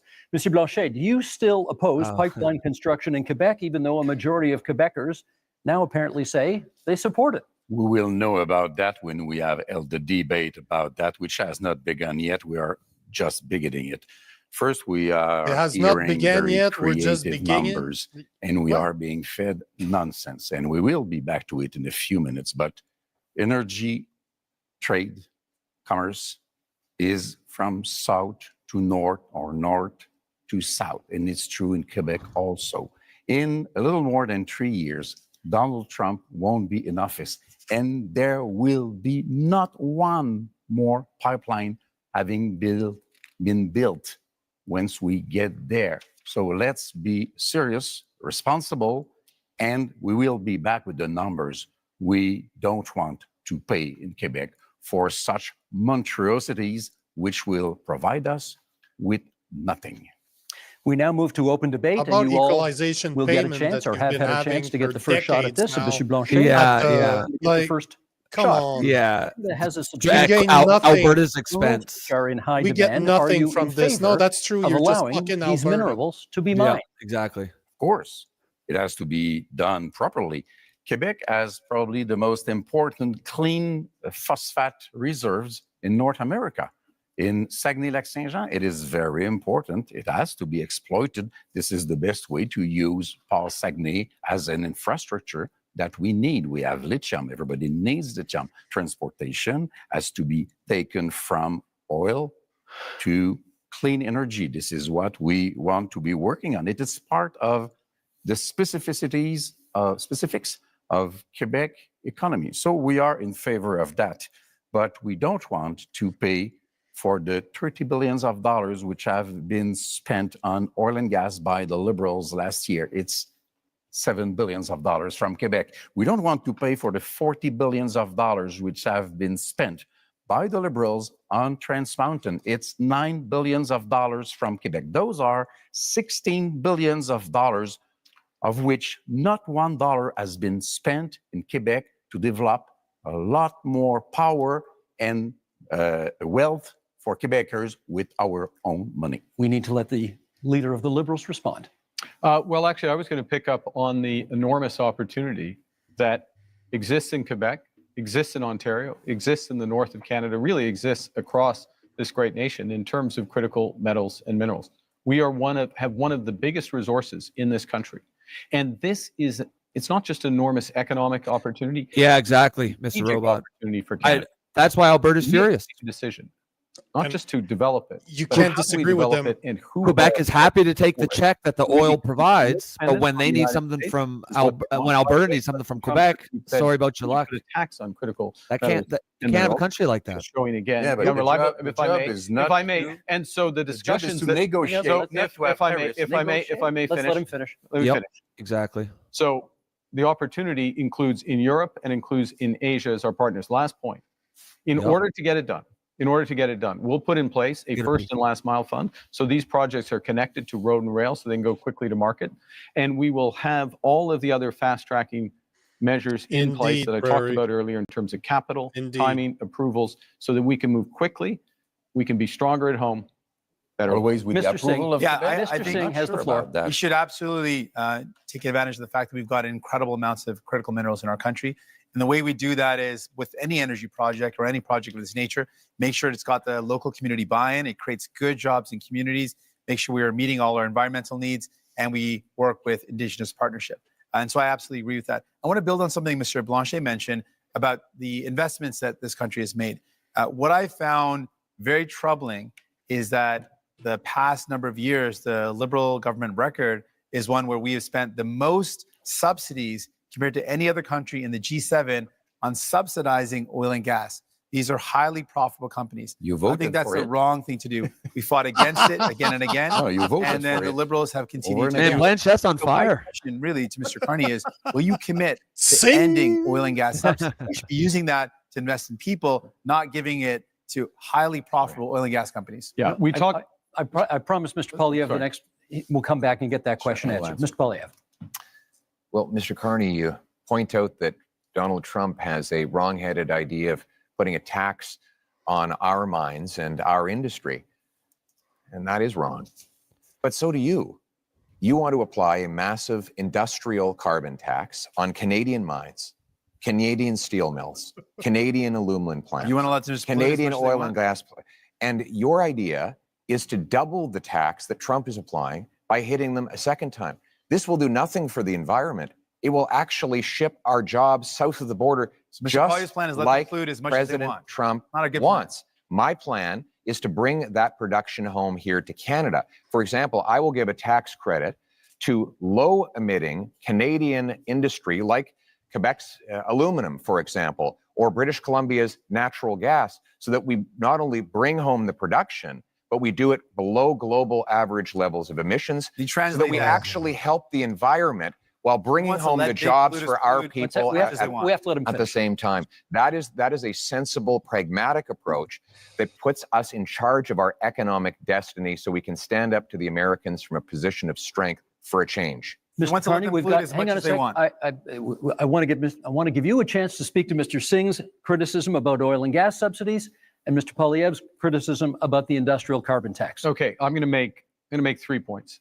I'll make 4 if you want me to Sylvie's respond right. to that. I don't like that Poilievre is talking about climate change and emission. I answered this question last night, but I think the puck had already dropped in Canadians' game, so not everyone heard it. Yes, end oil and gas subsidies. That's why you need new Democrats. Secondly, I would have done it independently. Secondly, recognizing that the biggest component of that was the cost of building Keystone. Keystone, which is the pipeline which has helped to increase oil and gas oil exports rather by 50% in this country. That is an asset of the people of Canada. We own it. And the question of what to do it. So it's not a subsidy that has disappeared, it's actually an asset of Canada. The third point, though, in terms of where the oil and gas industry, particularly the oil industry, wants to and needs to go, which is to become low carbon in the production and transportation of oil. One of the big projects we need to move forward with is carbon capture and storage, the Pathways project, so that we have oil and gas that is competitive, not just today, 10 years from now and 20 years from now, as the world uses less. We want to have more market share. We need to do that. My government will move that. But by definition, a subsidy isn't when we buy a pipeline. I'm talking about subsidies that go to oil and gas companies. Independent, separate from the country, oil and gas companies. That's what I'm talking about. The figure you quoted last night included the cost of the pipeline. Do you want to address billions his of point? dollars are spending. We got to stop spending. Sorry, can we get you to address his point about the industrial carbon tax? How much will the industrial carbon tax add to the price of a car? So the first thing I want to say is I'm going to address the broader point. The broader point is the entire absence of a climate plan from Mr. Poilievre, which, by the way, is going to put our industry and our country at a disadvantage as we're looking for new trading partners. Guess what? Most people want to deepen our partnership. If we don't put a carbon tax, it will put us at a disadvantage. Second thing. With China. You think China's not going to trade to us? Oh no, these guys put too much carbon. Meanwhile, fucking like 34% a billion smokestacks behind them. 34% of the world emission comes from China. And they're not going to do business with us because we're at zero? That's a joke. A joke. Mr. Carney didn't answer my question. I asked how much. It's like the Nazis not doing business with a country because of how they treat the Jews. It's ridiculous. Of a car. It's not going to happen. Be very expensive. Yeah, it's not going to happen. In cars. Now, Mr. Carney has temporarily. But you know we're at zero either. You're just throwing out zero emission because of our making it up. I actually do know the answer to that question. He's wrong. When you add taxes to steel, you raise the price of everything that uses steel. When you add taxes to the price, when you add the carbon tax onto the price of, for example, fertilizer, you increase the price of food. So while Mr. Carney has temporarily hidden the liberal carbon tax at the pumps while keeping the tax fully in law and planning to raise it after the election, he's also going after a tax on our industry that will ultimately be passed on to you. After a lost liberal decade of rising costs, we cannot afford a fourth liberal term. We need a new government that will fully axe the carbon tax. That's true. Increase the jobs that we have here in Canada and bring down your cost of living. We got just a little over 3 minutes left in this segment. So, Mr. Singh, I want to ask you, do you think climate change is still a priority from Canadians? You're out there. What are you hearing? Nope. Absolutely. You speak to any young person and they think, we're seeing climate crisis in front of us happening right now. You speak to seniors who say, we used to be able to live in our homes without air conditioning. And now we're seeing heat crises in communities that never had worries about extreme weather. We're seeing flooding. We're seeing forest fires like never before. We're living in a climate crisis. So Canadians are absolutely worried about it. As soon as we come into a summer, we start seeing those forest fires again. It's top of mind for Canadians because they're living it. They're seeing it. And I want those Canadians to know Mr. Carney is not going to end those fossil fuel subsidies unless I'm there to fight back. Mr. Poilievre wants to let big polluters pollute as much as they want, poison our beautiful land, our water, and air. He wants to let them dump into our oceans. I'm going to fight back and defend our environment. Monsieur Blanchet, on the issue of whether or not people still care about climate change. I think people should be kept very informed about climate change because we are in a very strange denial situation about climate change, which still exists and is very expensive. And I'm sorry to crash your party, guys, but you are telling fairy tales. Clean oil and gas is a fairy tale. Large-scale carbon sequestration, I'm French, is a fairy tale. It does not exist. If Alberta wanted to exploit oil and gas and it were not a matter of pollution, I wouldn't mind at all. That's their business. Our own powerhouse in terms of energy in Quebec is clean energy. We are the best place in the world to achieve that. Our market is the northeastern part, Democrat part of United States. We want to keep our money to create wealth in Quebec for Quebecers. Let me give Mr. be different because we can afford Mr. to be Blanchet, different. let me give, I will get to you because I said I would, but you've taken a couple of hits here and I want to give you a chance to respond to some of the things that people on this side of the stage have said. Thank you. Well, first of all, we do support protecting the environment. We want to ban the dumping of raw sewage into our waters. We want to hold large corporations to high environmental yeah, exactly, right? protect our water and air. But we cannot do that by raising taxes and sending jobs overseas, as Mr. Carney is proposing to do. That has been the approach of the last 10 years of the Liberal government. What the biggest companies that develop our resources say is that we need to repeal the Liberal anti-development law C-69, a law Mr. Carney wants to keep in place. They say we need to repeal the industrial carbon tax and get rid of the Liberal energy cap.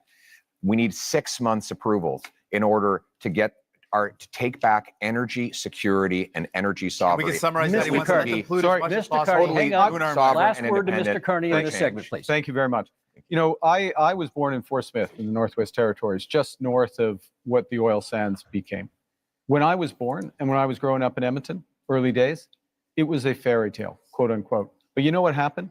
Canadian ingenuity, Canadian engineers, Canadian governments, both the federal government and the Alberta government got together and converted this. The worst pollution if I may, the worst may I finish? May I finish? May I finish? 10 more seconds to finish, please. Let him finish his point. That's the opportunity we have. That's the opportunity we have in carbon capture. That's the opportunity we have in small modular reactors. That's the opportunity we have in hydrogen beyond. This country can be a clean energy superpower. My government will help deliver it. And that is time for this segment. Gentlemen, let us go to our final theme, which is called Leading in a Crisis. Leading in a crisis. I don't like that they removed immigration from there. So Sylvie's right. Oh yeah, that's a main topic, man. That is like top 3 topic. I don't care about climate change. Like, you know what they all think about climate change. Stop it. Yeah. Climate change does not matter. Are you serious? Drill, motherfucker, drill. Don't you trust the science? The science has been settled. Okay? Yeah. Stop. Let's go back to this, but it's bullshit that immigration is not on the topic. I agree, Sylvie. Of those years were under your party. You have pledged to get us to a balanced budget in 3 years. Question is, how?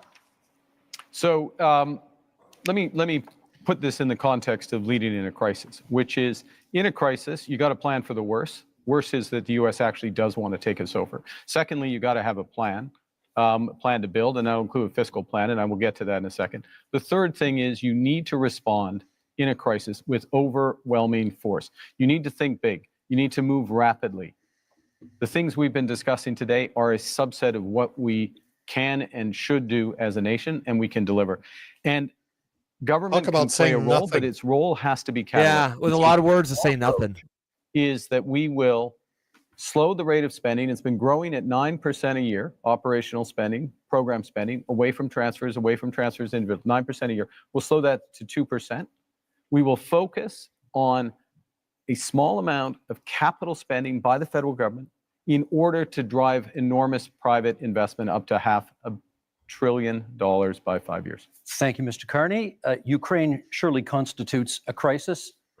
Leading in a time of crisis. Does it? A question for you. It's not our problem. It's not our crisis. It's Ukrainians' crisis. We believe Canada should commit more to assist. I believe we should continue to support Ukraine. Our party supported donating missiles that the Canadian military was decommissioning. We supported and other armaments to back the Ukrainians in the defense of their sovereignty. We also need to rebuild our own Canadian military because the Russians want to make incursions into our waters. We'll be buying 4 massive Arctic icebreakers. I'll be opening the first Arctic base since the Cold War in Canada, CFB Iqaluit. We're going to double the size of the Arctic Rangers and fill the vacancies in our Canadian armed forces.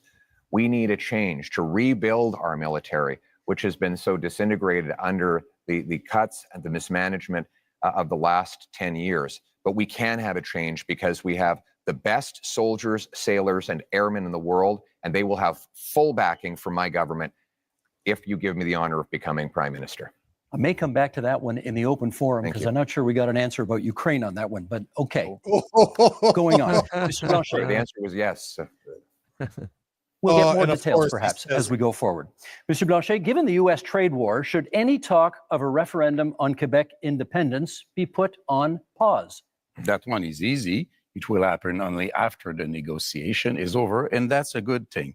I want to say I support the idea. We must help Ukraine, but we also must help the civilians of Gaza. And we must destroy Hamas, which is a terrorist organization. So now we have to support Gaza, I don't want to be Ukraine. the leader of How about Canada. Canadians? You will understand that. I don't. Yeah, exactly. But I don't care about Ukraine. Partner, a responsible partner. Canada, maybe? A no. collaborative Our taxpayers' partner. money? No. If Quebec is respected in its differences, in its aluminum industry and lumberwood industry and culture and French language and values of secularity of the state, which is the price to be paid in order to have real equality, then if we are respected, we will be a partner, and then even Canada will be stronger in its negotiation against Donald Trump. This is what I am offering. Respect us. Mr. Singh, I watched last night's debate. You seemed very eager to talk about healthcare, so let's talk a little more healthcare right now. You have made many promises on healthcare. If a province says to you, we'll take your money for healthcare, but not your conditions on how to spend it, what do? We've got to negotiate. We can't be giving away money without clear conditions. Unless it's to Ukraine or Gaza. Right now. Yeah, exactly. Yeah. That is hurting people across this country. People are waiting desperately in line in emergency rooms for hours and hours. Seniors are waiting for years and years to get the care that they need for surgeries that would remove pain or help them deal with mobility issues. We're in a serious crisis. Healthcare workers are burnt out. They are overstretched. And what we're seeing is more and more privatization, and that is hurting our public universal healthcare system. So we've got to fight back against it. We cannot allow our public money to go to a for-profit private clinic, and the business lining the pockets of a government's rich CEO incompetence or investors instead of going towards care. We need to make sure that we are investing in solutions where care gets to people, not profiting those at the very top. And so that's my commitment. I'm going to fight to make sure we defend our healthcare against the threats of Americanization and privatization. Okay, we now go to open forum debate, and perhaps Mr. Poilievre, you get the first word here. This might be a good time to put a little more flesh on the bone of what you think Canada could do for Ukraine if the U.S. backs out. Yes, and my answer is that we should continue to support Ukraine. We don't need to follow the Americans in everything they do. When they're wrong, then we will stand on our own and with other allies. And with respect to Ukraine, that of course includes support with intelligence, equipment, armaments, but it also includes defunding Putin. Right now, Vladimir Putin has a monopoly on the European energy market because, frankly, the Liberals blocked exports of Canadian natural gas off the Atlantic coast. They blocked multiple projects. I would rapidly approve those projects on national security grounds so that we can actually ship Canadian natural gas over to Europe, break European dependence on Putin, defund the war, and turn dollars for dictators back into paychecks for our people. Mr. Carney, you wanted to add? Well, I want to go to the situation in Ukraine because it's very important. We've been Canada has been a steadfast ally, and Canadians have stepped up, welcoming Ukrainians into their homes and supporting them in other ways. In my first month as Prime Minister, we joined the Coalition of the Willing to support Ukraine as the U.S. stepped back. So led by France. Well, that's what Bush called the Iraq invasion, the Iraq war invasion. Australia, ourselves, New Zealand. That's an example of how the new world is going to be. Canada participating in these areas and helping. It also means open trade. Mr. Poilievre voted against free trade agreement with Ukraine. It means aid for Ukraine. Mr. Poilievre wants to cut foreign aid, including for Ukraine, or he not. Just said he would actually give to Ukraine. We have to stand by them. We have to. I would agree if he wanted to cut it. I would agree 1,000%, but he doesn't want to. Standing with Ukraine, and will continue to do that. But I appreciate the opportunity in talking about leadership in crisis. Talk about many of the crises that we're up against.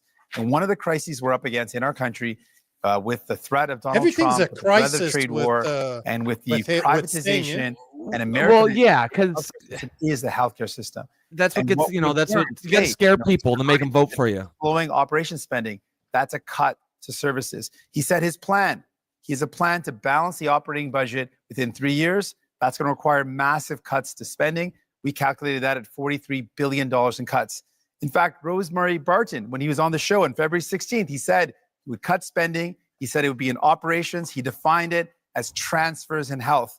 And finally, longtime Liberal and former House Leader Karina Gould said that Mr. Carney's plans would mean massive cuts. That's the only way to achieve it. So, Mr. Carney, do you think it is leadership to cut healthcare at a time when it is in crisis? I think it is wrong. We can't do that. We will not cut transfers for healthcare. We will not cut healthcare spending, full stop. But we'll Mr. have Carney, a detail, if I may. Who do we believe, Mr. Carney today, or the one he spoke on Rosemary Barton's show on February 16th? I did not. The one that repeated again that he would cut spending? Who do we believe? If I may. Consistently said, we'll preserve all transfers to the provinces, including the increases. We will preserve all the transfers to individuals, I won't detail them all, but there. So we're looking at addressing an operational spend, which is about $150 billion.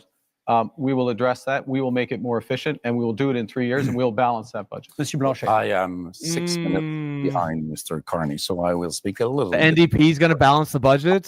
I don't think so, buddy. No, that was a Liberal. Which will okay. Even still, Liberal balance the budget? Come on. And NATO in order to be stronger and facing new threats. I believe that 2% won't be enough. I'm not more in Cheryl, exactly.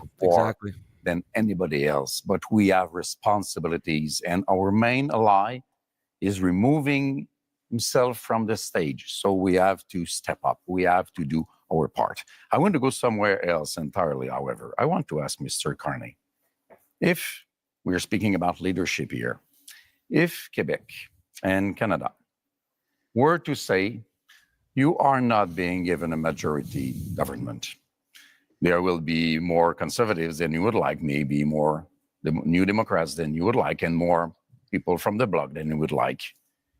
Will you accept, because you don't seem to be very eager about that, to deal with people which basically are more experienced than you are, as legitimate as you are, and would be more representative altogether than you would be being alone in your little kingdom? And I want also to propose to you all guys that 1 week after the election, we all meet, whatever the result, and we start dealing with this crisis together, because this is what people, either they are, would you meet after the election or wherever, this is what people expect from us. Mr. Carney, is that something you could get behind? I look forward to meeting with. If he doesn't win, he's out. He's not even going to stick around. Week after twice, but also, but in all seriousness, that's not very respectful. No, but I'll come. Not very respectful. I'm coming. On peut jaser un peu. Okay, I come to the. On jase. Yeah. Okay, I'll come to the. In a crisis, yes, you need a team, and you need to bring. Yeah, Blanchette's the star of the show tonight. So I fucking love it. In the first week was Frenchie's to own. Bring the premiers together. What? Meet with all the Indigenous leaders and move forward in that context. Now the question is, who's going to lead out of this? Whoever leads out of this, if I may, Mr. Blanchet, whoever's going to lead out of this is going to need to work with all the provinces, work with Labour, work with Indigenous leaders, work with all Canadians to bring them forward in a united front. And if I make this last point, one of the things that has happened, which is a credit to those people at home, is that Canadians are coming together. And it's our responsibility to meet bitches. The strength of Canadian unity. I have one small point to make. Yep. You will be elected, if you are elected, in the parliament where there are other leaders. I don't know if he called you, or Mr. Poilevre, I don't know if he called you, but before yesterday, you have not spoken to me once, even if I proposed it so many times. But you say, I speak to provinces' leaders. You're not elected in provinces. You are in the parliament where people are to make decisions which might not always suit you, but this is democracy. Okay. We don't do much about. I'm going to jump in here because I'm noticing what the clock is saying, and you brought up earlier, and I think our audience would be interested in hearing your views on the other major international crisis facing the world right now.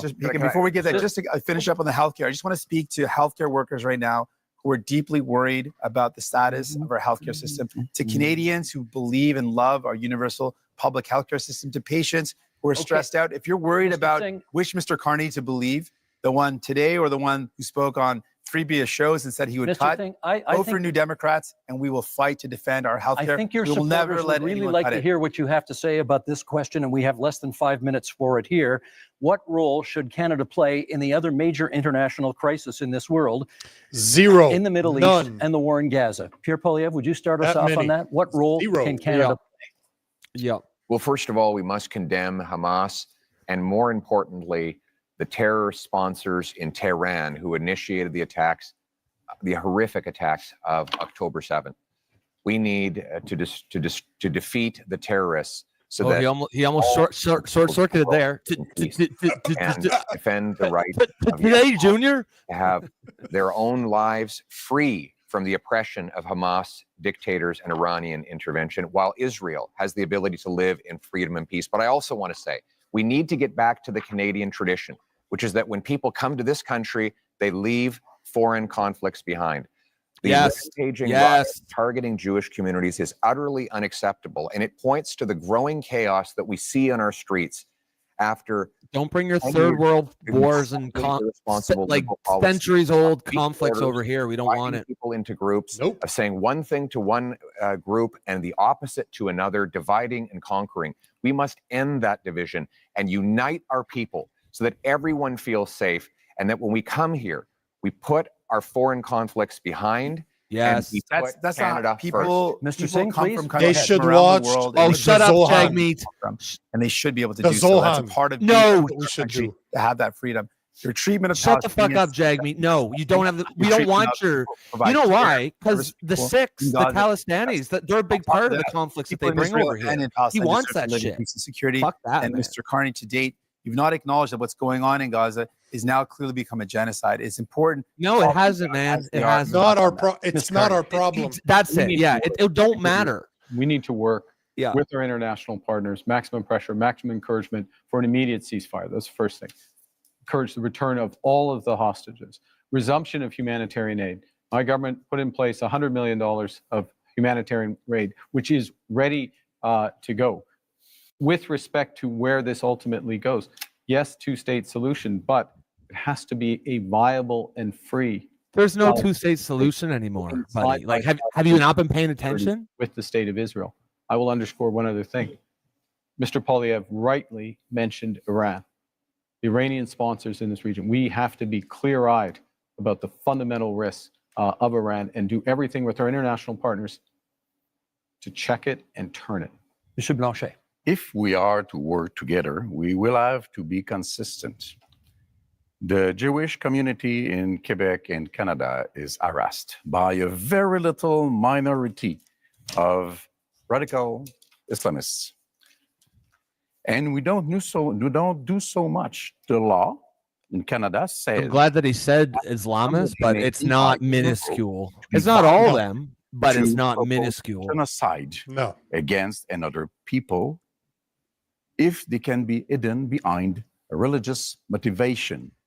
They are in agreement with that. They are in agreement with that. They are in agreement with that. And we say it is a crime to invite people to violence and killing other people. And this is what is being done very often in Canada and Quebec with the approval of the Criminal Code of Canada. And we are saying this has to be changed.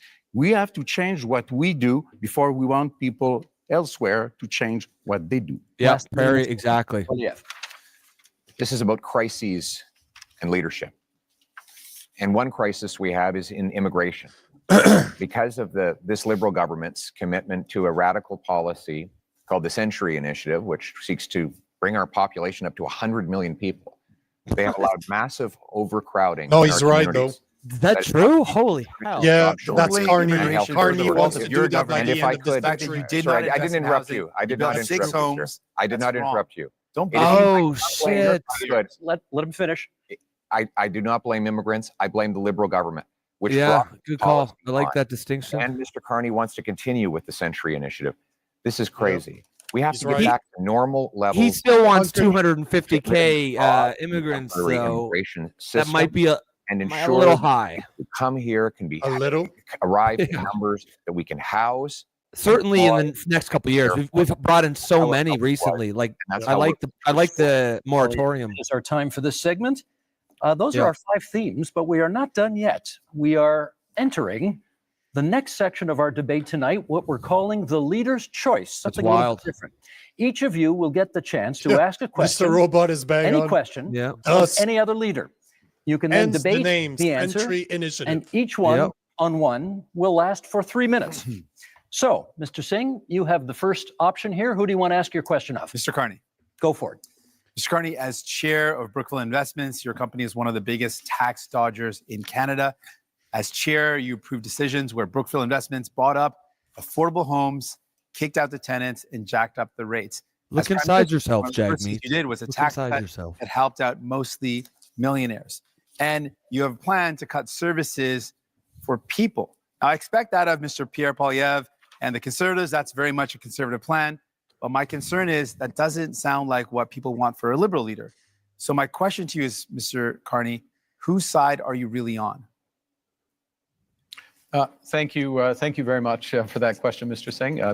I'm on the side of Canadians. I'm in this for Canadians. I work for Canadians. He's like, I'm in the side of. I have a track record of public Canadians service for this country. Checking his notes there. To something Mr. Blanchet referenced earlier, which is have I resolved any crises?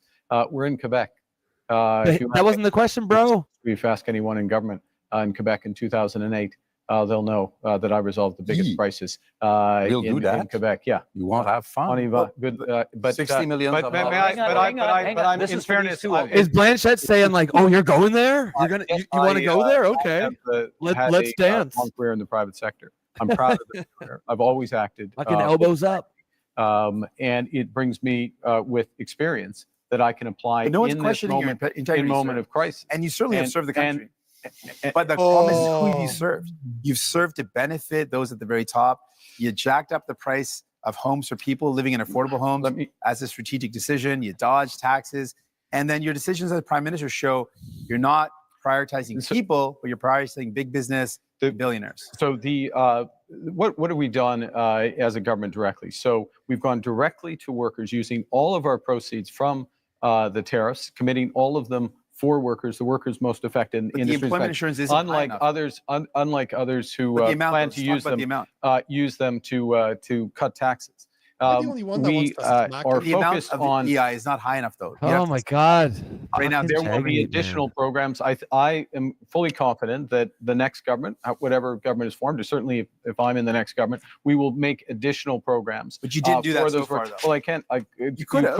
Well, you couldn't, given that we're in an election process. Could have increased. May I make a core point here, if I may, which is everyone just ignores him, eh? Like they don't even. He's just over there, like, hey. There is an enormous opportunity like in the trades, in the skilled trades. We are going to build this country in a way that has not been seen before. Yeah, little chihuahuas.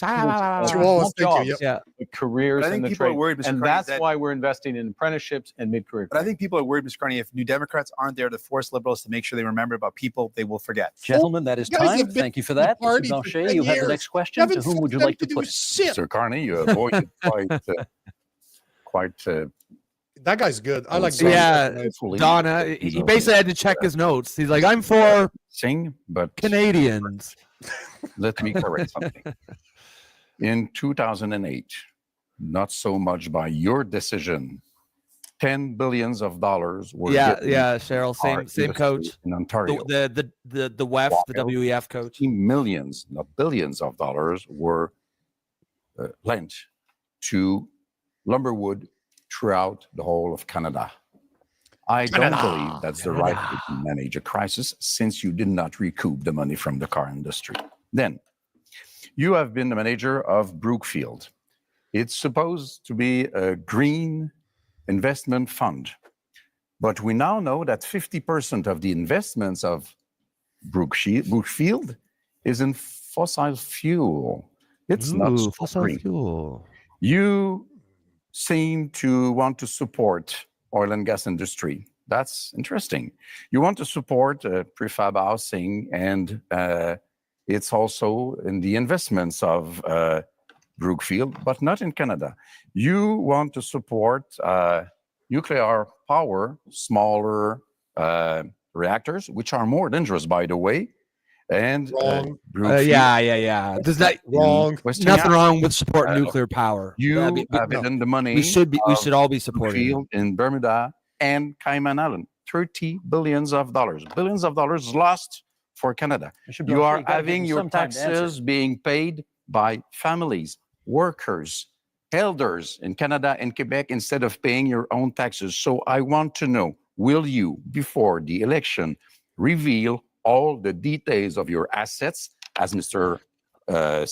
Singh has done, as Mr. Look inside yourself, Blanche. And as I have done? We have a right to let's know let him answer. under those circumstances. Let's let him answer. Well, the first thing is I want to say a word about. I'll say a word about Brookfield. This is a Canadian success story. It is the largest infrastructure investor and developer in the world. It is one of the largest, if not the largest, developer of renewable power in the world. And who benefits from that? That's Canadian pensioners. That's Quebec pensioners. That is teachers. That firefighters. It is a series of people, including individuals on this stage, benefit from that. Now, always acted with integrity, served the shareholders of Brookfield when I was there. I have left that. I have followed all the rules well in advance. So I have followed all the rules well in advance. Let's reveal your assets like we all did. And working for the people of Canada. What do you own? Why don't you tell Canadians and Quebecers what you own? Monsieur Blanchet, we're moving on to Mr. Polyev now, who has his opportunity to ask. Did not answer it. No.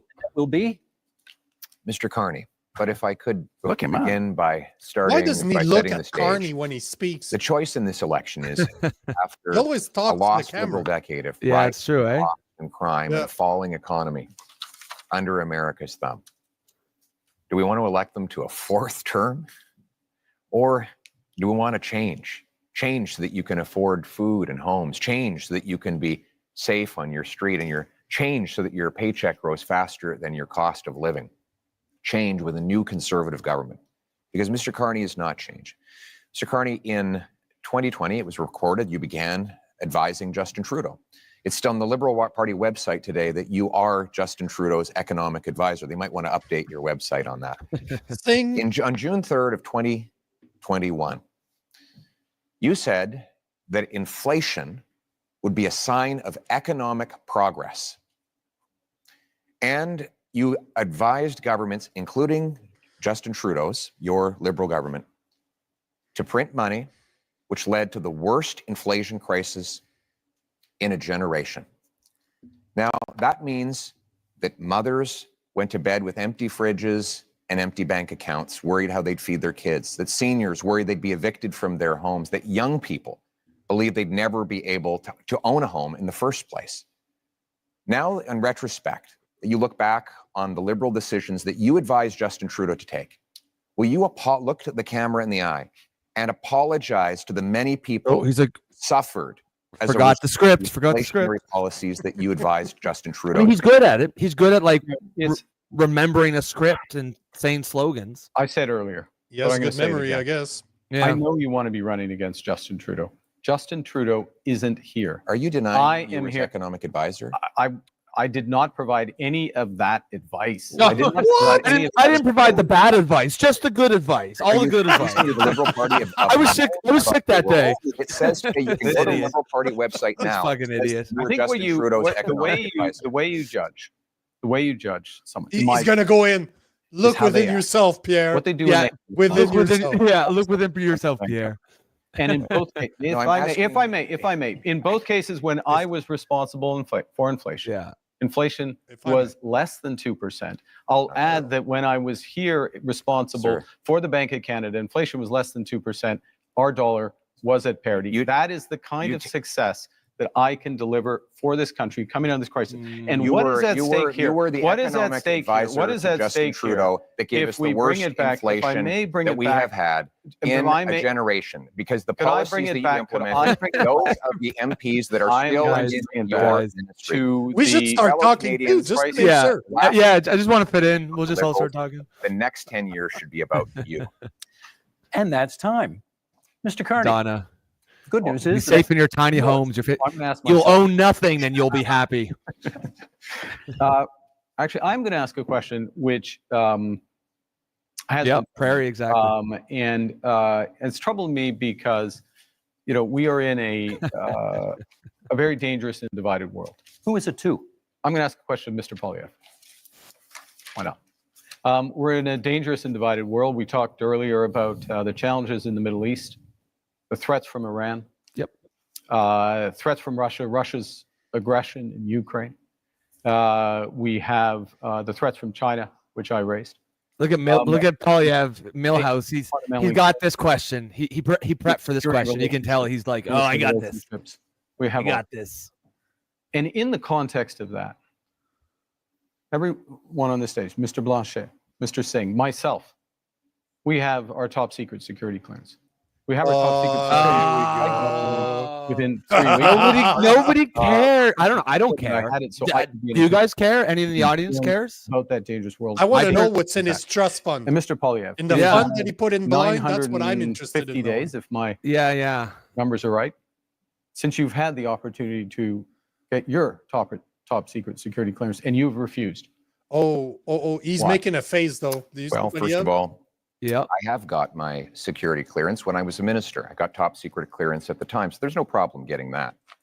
But when the government made this recent offer, they said that if I got the security clearance briefings, that I would be gagged under the security law. Oh, yeah.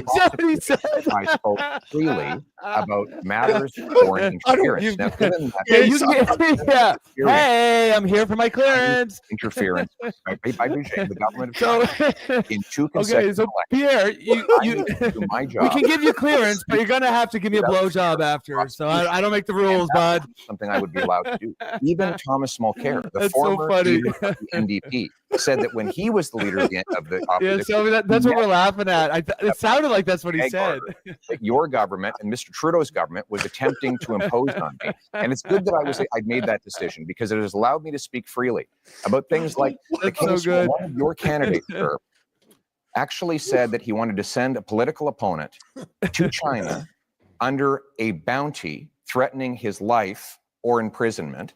And you refused to get rid of him. Now, it might have something to do with the fact that you went to China not long ago to get a $250 million loan for your company. But the reality is you refused to stand up for a Canadian who was being threatened. That's how you know he got his clearance. And I was able to speak freely on that matter because I refused the gag order that the Liberal government. But it seems Cheryl, Patty, nobody seems to care. I think people at home have seen a robust debate here, and it's been a robust campaign. I was thinking the same thing, Sylvie. Mr. Blanc, Mr. Singh at his campaign, making challenges with respect to these issues. So one can address it. I will observe, as someone with the top secret security clearance, that China is not the only country that is accused of foreign interference. And gentlemen, that is time for this segment. That's our time. Now, closing statements are still a few minutes down the road, so we have a little bit of time for some quick hit Q&As for each of you right now. Short questions, 45 seconds, please, on the answers, and we're going to go left to right. So he's going rapid fire here. They're going best of my knowledge, non-gay you have not offered a hard timeline the other parties have only straight to meet Canada's nation 2% spending. The gay round is the next one. When would you hit that target? My aim will be to 2030. That said, when we renegotiate our Mr. Robot, you're right. I know it's their priority. China loves them. To increase our military budget. One of the things I will say to the Americans is the more free trade, tariff-free free trade we have, the faster we can rebuild our military in Canada and reassert our sovereignty. And we will use that money to have heavy icebreakers in the north, Poseidon aircraft, fighter jets, a new base in the north, double the Arctic Rangers, fill the vacancies in the armed forces, and rebuild the warrior spirit that characterized our military since the birth of our country. We will rebuild our forces, and we will stand behind our veterans. Thank you, Mr. Poilievre. Mr. Carney, your question. I like that answer. Cut both the consumer carbon tax and the capital gains tax increase that you inherited from your predecessor. Is that an admission that the Liberals made life less affordable for Canadians? I think let me give you the rationale behind both of those changes. First, with respect to the consumer carbon tax, in effect, it become too divisive for Canadians. Canadians received rebates. On the whole, they received more than the tax actually was, but some had represented that it was a tax without a rebate. It became divisive. It didn't serve its purpose. It made a relatively modest contribution to overall climate goals. I got rid of it. First act made Canadians whole. Secondly, but with respect to the capital gains tax, it's come up again, I'll be quick. This is a fundamental issue. We need to build this country. Builders, innovators, entrepreneurs need to be rewarded. That's why I brought it back. And that's time. Thank you. Mr. Singh, would you change the existing cap on immigration? I've said that the level of immigration, first of all, we need immigration. It's fundamentally important to our country. And we speak to any small business owner, you speak to people here in Quebec, you speak to farmers. It's fundamentally important. A couple of things, though, we know we need to be able to set the amount of folks that we welcome to our country at a level that it meets our needs. So I would ensure that we've got an expert panel that makes that determination based on our economic needs. Even the NDP sounds like it's too much. You know, immigration's bad. Investment from Liberals and Conservatives resulted in the fact that we have a shortage in housing. That's something that we've got to fix. I should also point out that if you are worried about the cuts being proposed by Liberals and Conservatives, vote for New Democrats. We'll fight back to protect Canadians and make sure that we've got the right immigration levels. Thank you, Mr. Singh. That's time. Mr. Blanchet, Quebec, I believe, is now the only province with a carbon tax. Do you think that's fair? It's not entirely true. It's not a tax. What Quebec has is a system by which we invite big emission companies, I don't know how to translate that, to reduce their emissions. If they do not, then they have to pay. It goes into a fund which is invested then in reducing emissions. Our partner is California, which makes this a huge deal about reducing emissions. This is what we do. This is to be compared to what Europe does. And by the way, Europe would impose tariffs on Canadian oil if it ever got there. We're quite proud of that.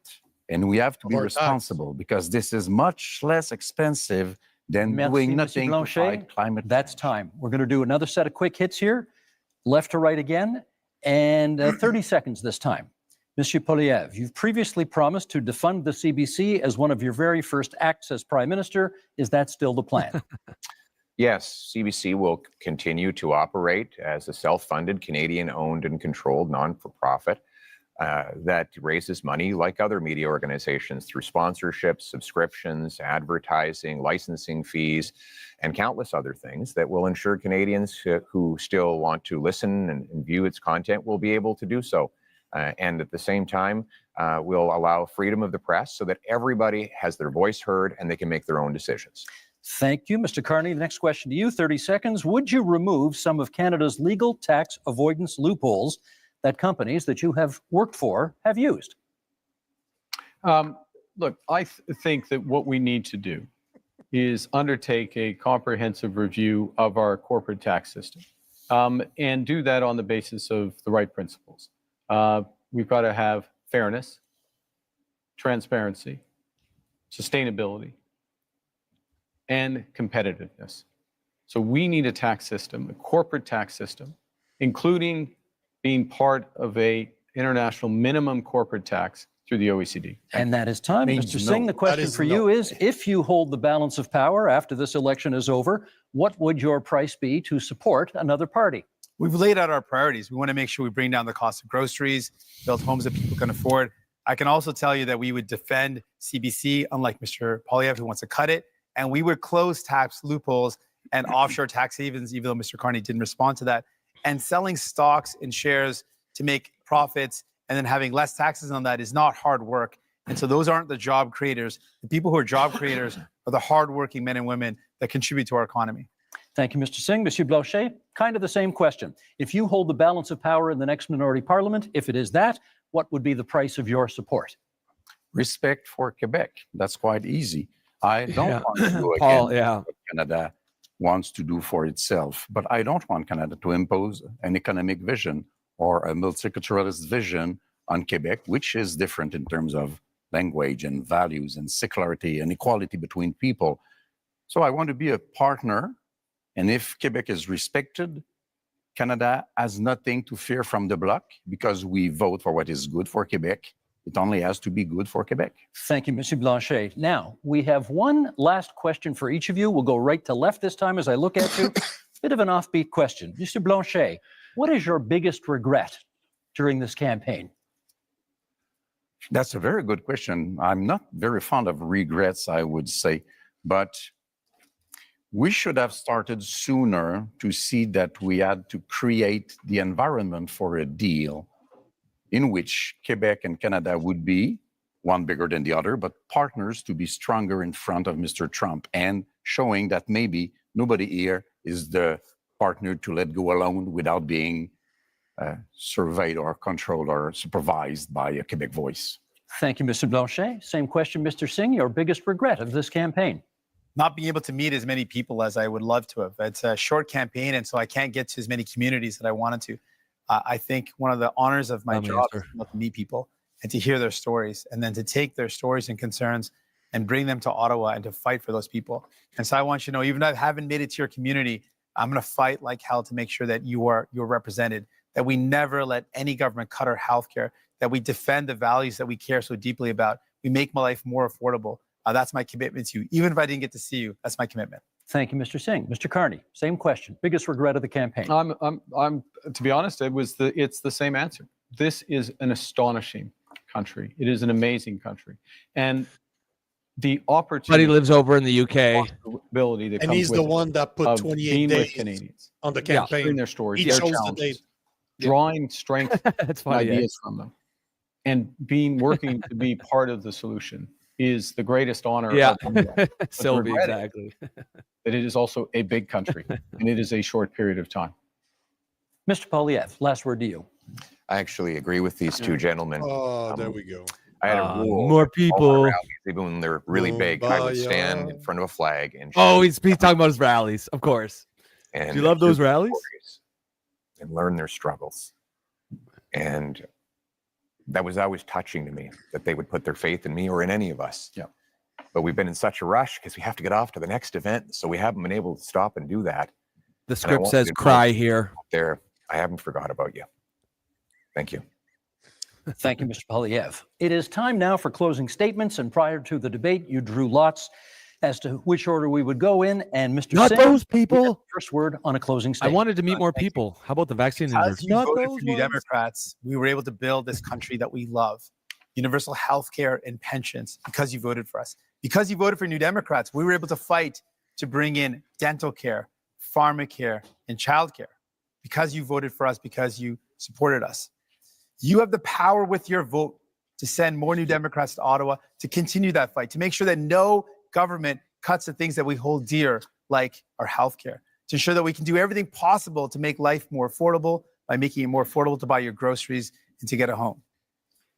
I'm asking for your support in this election so that I can continue to fight to defend the things that make Canada, Canada, the things that we hold dear, the things that make us proud to be Canadian.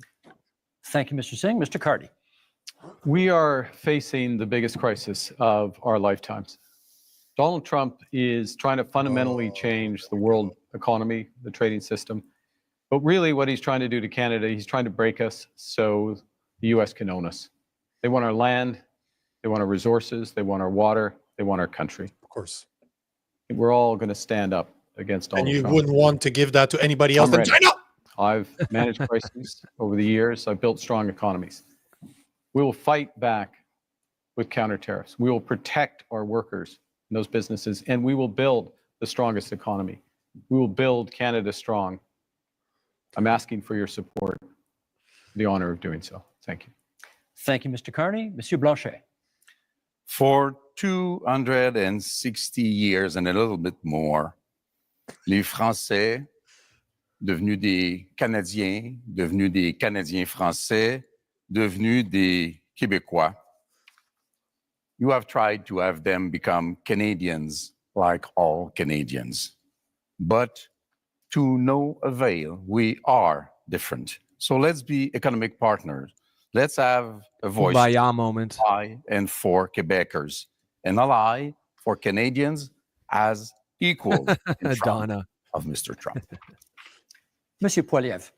Only in Canada could someone start where I began and get to this stage. I was born to a single mother. Oh, Jesus Christ, Pierre. So he got that security clearance. He's turned gay. Anyone who worked hard could do anything. That promise feels broken today. This guy, man. Many of you worried about paying your bills, feeding your family. Why is he talking like he's on Sesame Street or something? Home. You're worried your kids. Millhouse, after all, bro. Yeah, it is. Yeah, it doesn't have to be this way. With change, we can restore the Canadian promise so that hard work gets you a beautiful house on a safe street under a proud flag. We can do it with hope. Proud flag. Did he just say that? No, he didn't. For a very spirited debate tonight. Quick points before proud flag. You celebrated your 60th birthday yesterday on this stage. Yves-François Blanchet, bon anniversaire. Merci beaucoup. Merci. Secondly, you'll notice we didn't have to change the time of this debate. Yeah, exactly, Paul. Leafs already clinched the Atlantic Division title, and therefore we didn't need to move the debate to accommodate a hockey game. I'm getting back at my colleague who was in this position last night. Yeah, even Poilievre still wants 250, quarter of a million people. Thank you, leaders, for being here tonight. We are just 11 days from Election Day, April 28th. But there are many ways that you can cast your ballot starting tomorrow at advanced polls. If you intend to vote by mail, that deadline is April 22nd. Look up, Make look sure way you up. voter We'll call card Rusty. details or contact Elections Canada. Classic. This is Classic your Canadian, democratic right, Canadian shows. and we hope you use it. Thank you so much for being with us tonight. I'm Steve Paikin. Good night from Montreal. Wow. Okay, guys, that was so much fun. I think Sylvie said it best. I haven't laughed this hard in a long time. Yeah. Guys, that was a lot of fun. For anyone who's joined us, especially from Jason's show, if you guys did like what you see, please like and share us here. We do this every single day at noon Eastern time, Monday to Friday. So you can like us on X at the Poly Orphans, also the same as YouTube. This is pretty much what we do every day. We talk about the news, we shoot the shit. We couldn't really interact too much with our commenters here today because we didn't want to talk. Because we'd be here for like 10 hours. Exactly, right. But we keep saying it's not just a show we're trying to make here, it's a community. So, the audience, the reason we do our shows live is to have this kind of interaction. So please, guys, if you do like it, stick around. It's the audience commentary that makes the show what it is. So again, thank you for that. But I want to know what you guys are actually thinking, because what do you guys think of it? I'd like to go for another 10, 15, 20 minutes, however long you guys want to go, because I want to know what you guys think. Because as Rob said, we do this every day. We literally talk about 4 or 5 news stories and we go 2.5 hours. Yeah. But that is because I strongly believe we have the best listeners. We have very smart listeners. And we like hearing from you guys. And as you see, we will show all your comments, because this is what it's all about, is being able to interact with you guys live. You guys are fucking hilarious, by the way. Yeah. One thing that's big on our show. What do you think, Robbie? What do you think, Robbie? That's gonna stick, isn't it? Oh, you saw Sylvie. So Sylvie, you're throwing me under the bus here. So I actually thought, it was predictable, right? It was the same slogan, the same shit. I liked it was so polite. There was no winner, no loser. It was very typically Canadian. Blanchette won. Blanchette won. Yeah, Blanchette won. He called a lot of bullshit out. Fucking Jagmeet looks like an uncircumcised penis there in the middle of the stage. It was for the Jewish people. It was for the Jewish people. Yeah, that's right. No. They'll probably call him anti-Semitic because he was uncircumcised. Of course, yeah, obviously. But I thought everyone did exactly what you'd think they would. Honestly, I had more fun just watching our audience's commentary, just sort of providing a spot here for everyone to actually, Patty, we do We do. I mean, I don't think you realize the type of idiots you're dealing with here. Oh yeah. We are very wrong. Yeah. We are not politically correct. There's nothing you can say that will hurt anybody's feelings, and we will show your comments. Yeah, absolutely. Oh yeah. Careful what you wish for, because we really don't care. In a few minutes, we're like, oh, that really hurt.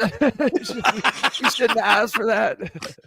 So, at the end of the day, I think I agree with you. It was very polite. It was very Canadian. I cover a lot of American news, and it's so different. So different. But at the same time, man, I didn't get anything from this outside. Nothing new. Like, absolutely nothing new. They were... Pierre Poilievre is a slogan machine. That's all he could do. Yep.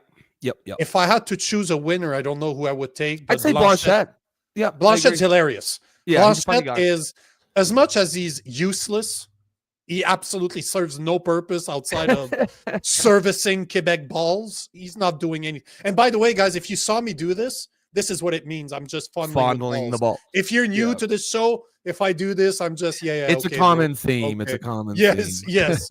But I think the funniest thing, and we really need to do a video about this, is Poilievre saying that I have a gay order. Like, he's like they told me if I got my clearance, I'd be gay. And then he's trying to sell Canadians that we need to be proud, to have a proud flag. A proud flag, yeah. Whoops! You could know what he meant. You could tell, like, he's obviously good, right? He's good at being scripted, and that he prepared. If you ask him any question that is off script, it draws a blank, right? He just of course completely draws a blank. But for what he does, he was fine. I don't think anyone's mind got changed. Carney certainly didn't win anyone who wasn't voting for him. I don't think it's going to move the needle in terms of the polls. No, I agree. But maybe the Pride guys are going to start voting for Poilievre. Oh yeah. The LGBTQ plus vote, he's gone up for sure. He'll get all the blue-haired weirdos from now on. I know, but what the fuck was that? Yeah, we're gonna make a clip of that, but I want to see what he was trying to say. Yeah, that's what he was trying to say. I'd be gagged. Is that what he said? I'd be gagged. Yes. Okay. But it sounded I'd be gay. They told me if I got the clearance, I would be gay. So you got the clearance then. You're telling us you got the clearance. Yeah. By the end of the show, he had it as a minister. Remember, he had the top clearance as a minister. Yeah. But the proud flag, even the gay order and the proud flag. Yeah. The proud. Like those are very interesting slips. Yeah. Like, I don't know how you explain that one. I don't know if anybody else that had parties going on, because I can see on my X, there's at least 4 or 5 other Canadians that I follow that had some watch parties. Yeah. I do wonder if any of them made so much fun of this. Yeah. Just you and I. Yeah, it's probably just us because our mind's always in the gutter. Everyone else is like so professional and like, yes. We're over like, he said gay. So this is basically what this show is about, guys. We're a little looser tonight, but it's basically this. No, not really. I don't see a big difference from every single day. It's very down to earth. We're just 2 dudes that follow a lot of politics.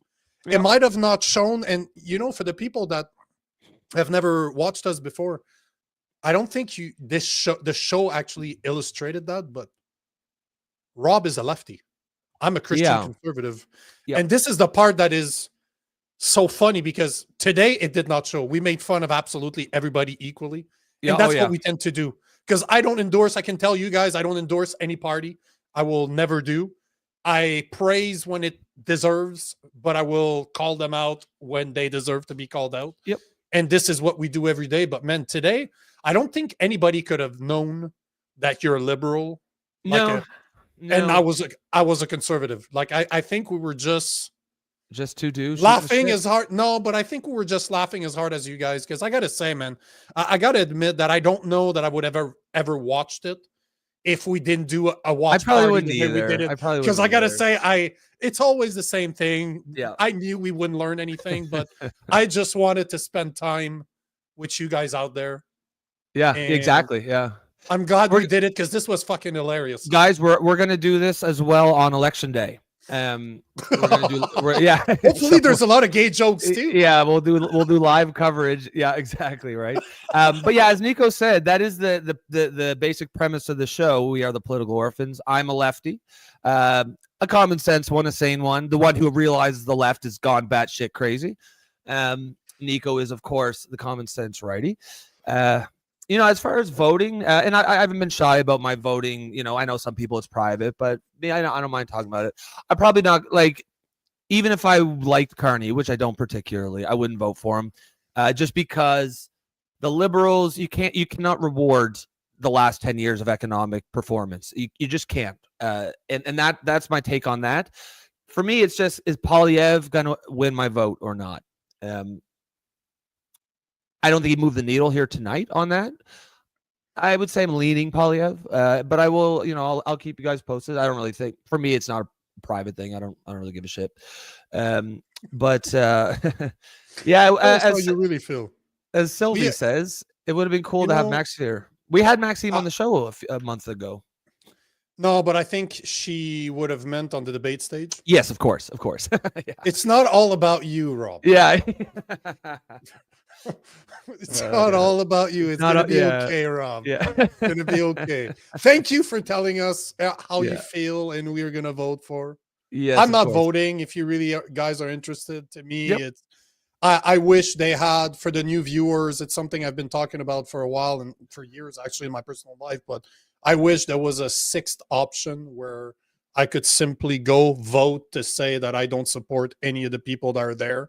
And I would like those to be tabulated and reviewed. And if they cross a certain threshold, like a 10%, we need to do something about the voting system. Because I think there's something wrong going on, and I'm tired of voting for the lesser of two evils. Because right now, I don't see anybody that stands for my value. And you've actually sold me on that idea when you brought that up a week or so ago. There's a lot of people who don't want to vote, but it was an option. We don't want to vote for the choices that are available to us right now. And they don't want to be lumped in with the people who just don't care, right? It's not that you don't care. Yeah. It's that nobody represents my interests. So some version of none of the above on the ballot. I think there would be a lot of value. I think there'd be a lot of value in tabulating that statistic. As you said, if it gets, it could almost be an indicator of how pissed off the country is, if that gets up 10, 15, 20%, because you got to be angry, right? If you're going out of your day to go vote just to say none of these fucking clowns, you got to be pretty angry. And Paul, I agree with you 100%. And Paul, if that's where you are, that's where both you belong on this show here, brother. That's why it's the political orphans. We don't belong. As much as we're not on the same end of this, we're not on the same spectrum. We're still under the common sense umbrella, which is not represented by either of the fucking party or none of the party out there. This is why we do what we do right now. So Sylvie, man, if that's the case, you found the right place. Yes, seriously, Sylvie's all about you. Me. Sylvie's savage tonight. Sylvie's She's awesome. dragging me. She always is. Yeah, she always is. But again, Sylvie, as you're making fun of him, he's still making it about himself. So it's a self-realizing prophecy. It never ends. Mr. Robot is saying, that's a great name, by the way. I love that name. That is a great name. Mr. Robot, I totally agree, Nico. So it's probably about, you just like him because he's agreeing with you. He's pumping your tires, so you like it. Intelligent people recognize other intelligent people, right? But he's game recognizes game. Exactly. Right. But he's probably referring to like a 6 option, just to say I took the time to vote. I agree. You represent, and it to me it's an easy sell because I think it's Cheryl. Yeah, see Cheryl, Nico. I believe that there's a lot of Canadians who feels the same way. Well, I never thought of that. Right. No, you brought it up. Right. But I immediately I was like, yeah, that makes a lot of sense. Prairie, I just want to go back to something here. So when you say when people don't show up to vote, that tells you, but not really, because there's a lot of people that just don't care, right? They're just apathetic. They don't whatever. And I think you want to be able to separate those people from the people who do care, who just say none of these clowns represent me. That's why I would want to go out of my way to wait in line. Yes. Cast a vote, but casting for none of the people that are there. And I know that right now I cannot remember who said this, and hopefully that person is there today to correct me, but you can fold your ticket in a certain way. And that's what it means. But I want it to be tabulated. I want it to be tabulated, and I want it to be reported. Like what we're going to do on the 28th, we're going to be talking about the results, and we're going to do a live on who's becoming prime minister. I would love that vote to be shown. Yeah. I would love imagine as it's coming in. And even in the polls, in the polls, I would love to see it right now, because it's not an honest polling. If you're not offering an option that says, I'm tired of voting for the lesser of two evils, none of those parties represent me. Vote there, tell us. All the polling should have it. All the results for the election should have it.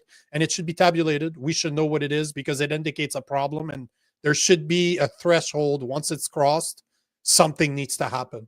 Like and Cheryl, you write something about it, but they won't tabulate it. They'll just throw that out. Yeah. And they certainly won't. It's probably Cheryl that was saying that last time. Yeah, it won't. I want it to be tabulated and reported on. I want the polls along to ask with that question. 100%. Prime Minister, second place Fisher, and then none of the above. Because you imagine like a 10%, like a 10% of people vote for that. That is a game changer right there. You're literally look at what happens in the US. Like it was less than 10% between the winner and the loser. So imagine in Canada, it would be the same thing. 10% is a massive amount of people. And I wouldn't be surprised. And obviously that's just a theory, because I have no proof to prove this, but you think it'd be about 10%? No, I'd say way more than that, because I think it would take some of the people that are non-voters that just, they care, but they think like the way I do. They're like, you know what? I'm just not going to vote because nobody cares either way. Imagine if they were pushed, like, imagine that this idea went viral and that millions of Canadians were exposed to the concept just like you were. Because this is something I've been talking about in my personal life for a long time, but it's not something I cover more of the American politics, but now I'm covering a lot of Canadians politics with you, right? And it's not something I have ever had the chance to really talk about to Canadians. And I talked about it to you, and you weren't like, that's not something that ever occurred to you. No. So but you didn't even have to sell it. You didn't have to sell it. But that's my point. You know, it's one of those things that you hear and you're like, fuck, why didn't I not think about that? You know, one of those things that's just obvious. And I think it is obvious. It's just people have not had that idea in their mind. So I'd be curious to see if you look at all the people that are not voting, that don't go to vote, because there's a massive amount of people that don't vote. Exactly. How many of those don't vote because they don't feel represented? Obviously, some are apathetic and they're just like, I'm not interested, screw this noise. But how many of those are not voting because they don't feel represented? So they just valuable stop caring. Statistic to know. Yeah, it's well, Paul would be one of those voters, I think. Paul, would you go in there and wait in line to check none of these fuckers? And because Paul sounds like he's pretty much with me on that one. Like, because this is exactly how I feel. I look at all of them and I'm like, as much as I like a Maxime Bernier, like Maxime Bernier is my favorite. One of the things I don't like are career politicians. And Maxime Bernier is one of those. So no matter where I look, as much as I've spoken personally to Maxime Bernier on this show, if there's a guy I align, if you gave me a choice, I would vote for Maxime Bernier. But in all good conscience, as a Christian, I can't vote for him. I can't vote for any of them as a Christian. This is what bothers me. None of them represent me. None of them. Maxime doesn't? No. Again, do you want someone who's a little more, like a little remove the Christian portion, because I could vote for somebody that's not a Christian, but I don't like the career politician. Like I told you before, this is a problem that I have. This is one of the problems that I have with Pierre Poilievre. I don't like the fact that he's a career politician. I don't like it. I don't like that Carney's a self-proclaimed globalist. I don't like that Jackman Singh has done nothing over the past 20 years except get rich off our back, because he's worth millions and millions of dollars. What a terrible socialist. Yeah, exactly my point. Jagmeet? So, like, you look at a guy like Pierre Poilievre, rich as hell. Like, there's estimates out there, they're in the 20 millions. Is that true or not? I don't know. But this is problematic. How the fuck are you worth millions of dollars after being in politics for 20 years and you're making like 250 grand a year? Bro, I made your salary. unless you know, unless you're best friend with Pelosi. And Warren Buffett should have you as his advisor. I don't know how you make that much money on a $250 salary. I don't understand it. So I don't like the fact that Carney filthy rich, Poliev is rich, Jagmeet Singh rich as fuck. I don't know about Blanchette, but obviously he doesn't move the needle for outside Quebec. And I have no idea about Maxime Bernier. I don't know what he's worth. I have no clue. But I know that he's a career politician. So wherever I look, I'm like, they don't represent me. I'm just a regular dude, bro. Like, I'm just a guy that lost his job due to COVID. And now I create content because I didn't know what else to do. That's basically what my fucking life is about now, right? Yeah. Sylvie says Polyev qualified for a full pension when he was 31. That's wild. And the pensions are pretty impressive. Huh? We're talking in the millions and millions and millions of dollars. Is it really? Right? Wow. Oh, yeah. Hold on. I've seen the number. Pierre Poliev pension. It's like, I think Trudeau has more than $8 or $9 million in pension. Jesus. What the fuck? Yeah. It's absolutely insane. Cheryl says we need to reform the system so that average Canadians are represented by average Canadians, and the amount of years they serve is limited. We've banged that drum quite a bit here on the show. Yeah. We're all about term limits. Obviously you want to have a certain amount where you can build some expertise, but at the same time, as we were saying, like a lot of times the expertise they build when they're in there for 20 years is how to game the system. So I don't know if I really want them to have that kind of expertise. They get the lobbyist money and. I spoke about this many times on my other podcasts where I believe that being a service to the people, a public servant, should cost you something. You should, if you're a business owner, if you've made money as a business owner, that's great, good for you, but it should cost you money to become public servant. You should not become rich on the back of the public. Oh, you're certainly, supposed to serve. You're supposed to serve your community. It is not about you and your pockets. It's about how to make your community better. How can you have that if you're enriching yourself? Like, this is a concept that makes no sense to me. No sense. They should just make the salary for MPs whatever the Canadian average is, whatever the median salary. So now you've got an incentive to increase that number.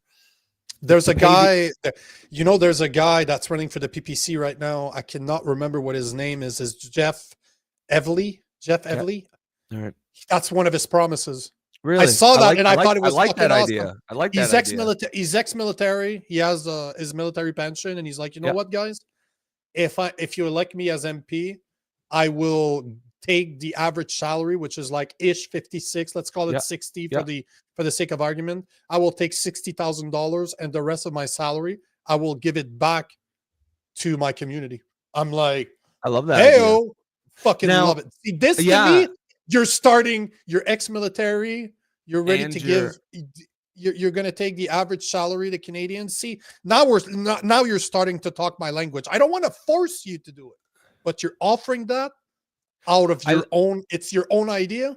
Bro, I like your scoring points. Well, and I like the idea of having our politicians' interests perfectly aligned with Canadians' interests, right? They work for us, not the other way around. Exactly. You want to make more money? Great. Raise the average salary. Jason Lavigne's a good dude. He's sharing your link right now. So how I feel about Jason Lavigne. I'm a fan. I hope he's elected. This is a guy I could get behind. We speak quite a few times every week, like we talked again today. I'm a fan of Jason Lavigne. He's had us on his show. I'm a fan. I can't help it. I'm a fan. I like the guy. Very, very smart guy. Very different from our type of content. He's a lot more mature than Robbie and I. Robbie and I. Yeah, Robbie. Jesus. You're fucked now, bro. That can't be a thing. But I'm a fan of Jason. Love that guy. Thanks again, Jason, for sharing your link. It's a shame you weren't able to be here. He had an event to attend. Yes, he sends your best. Well, I'm saying that. He didn't say that he's sending you guys his best, but I know he is. So I'll talk for him on that one. But I'm a fan. Maxine is Catholic, and I voted for him today. Bring the G. No, bring the hate. He corrected right underneath. Bring the hate. Oh no, there's no hate, brother. Definitely no hate. Man, You could vote for the NDP and I'd still respect your choice of voting. As much as I don't agree with it, no hate from here, man. That's the whole point of this show. Rob and I disagree all the fucking time. Yep. It takes a little while for him to show him that he's wrong, but we disagree all the time.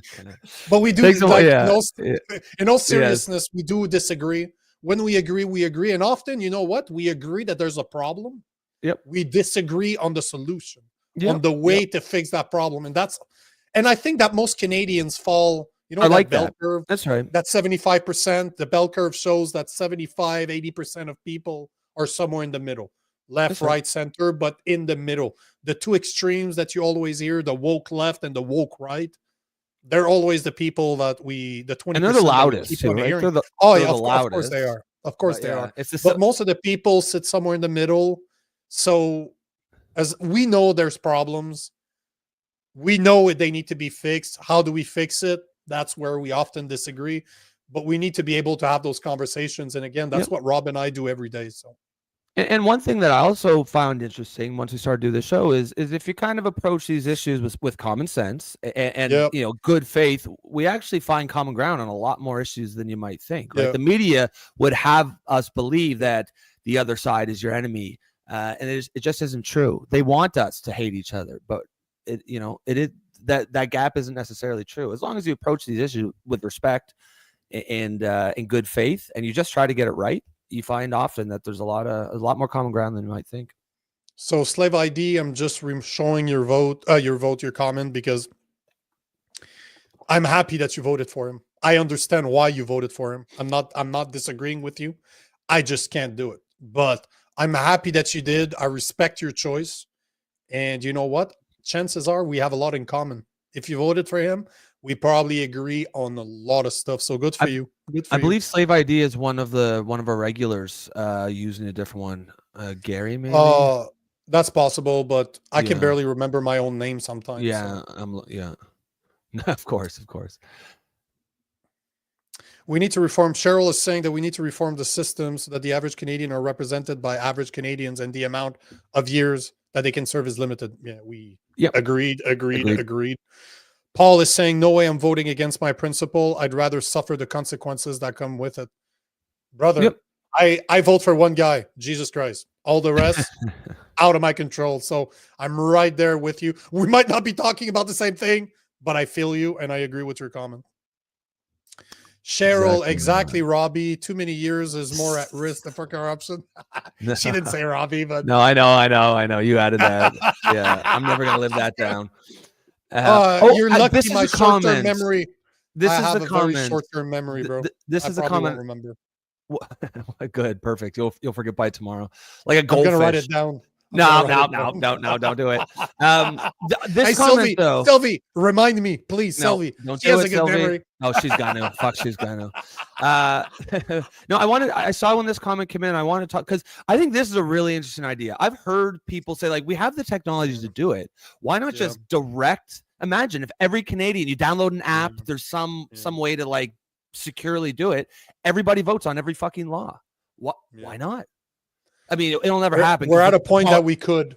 The politicians will make it impossible, of course, because that gets rid of their job. But there's no reason we couldn't do it. It's such an interesting idea. You know, the thing is in concept, what you're talking about makes sense. Yeah. But as a guy that worked as a sales engineer that designed technical solutions in the telecommunication world, which this would fall under. Yep, sure. In order to do that, you would have to create some type of system, like a social system, where you are identified and backed by government ID. It would probably be hard. You need to be able to. No, it's not that it would be hard. It'd be very simple to do, but that means that they would have all your information. Oh, I got you. You know, like the UK, not the UK, but Australia wants to ban social media for people under the age of 16, which in concept, I understand the idea. I have friends that homeschool their children. They don't have access to a smartphone. They have one laptop that is in a shared area that's supervised when they're using it. And their kids are fucking programming robots for shits and giggles. So they're really not behind. They're way ahead. They're 15 and 13. Fucking brilliant. But the point is that in order to get there, and the way Australia is talking about it, the only way that it's feasible is if everybody identifies and proves with a government issued ID your name, your address, and what your username is online. In order to do that, chances are you would have to change their username for their full name. My full name is everywhere on social media because I need to be verified. So in order to do that, I needed to give my card. There's no animosity. Like you need to be able to be anonymous. I believe in being anonymous if you choose to. Yep. But unfortunately, in order to put those systems in place, that does not exist. Oh yeah, you'd have to. This is the trade-off. Can I see the value in it? Yes. Do I trust the government with the information? No, I do not. Yeah, fair. Cheryl, that's good. I kind of forget which the idea is, but thank you. Yeah, Jason seems better than Max. You're not the first person to say that. Is Jason high up in the PPC? Like, is he fairly high up? You know what? Considering that they've never elected anybody, if he were to get elected, he'd be pretty fucking high up because he'd pretty much be the fucking only. Oh, he'd be the only one. Oh yeah, for sure. So, like, but I wonder, could see that though. Is he a potential actual? Because I do think, as Mr. Robot says. I agree. Or sorry, Perry. Yeah, I agree with Perry. Yeah. I think he's going to step down too. No, Robot is saying the same thing. Oh shit! Yeah. Both of them. Great minds. I can tell you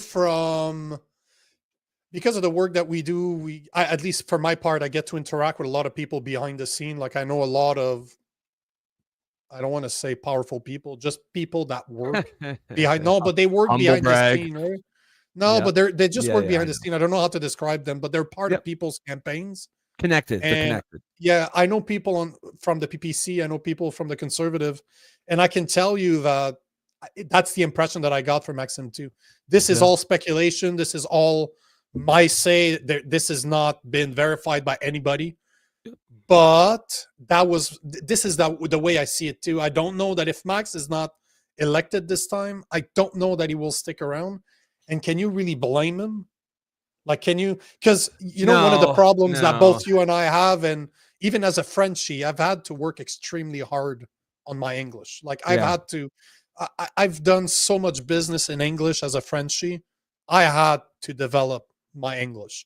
I don't feel that Max has put the effort into developing his English, and this is going to cost him. Which is crazy because he's been a politician since forever.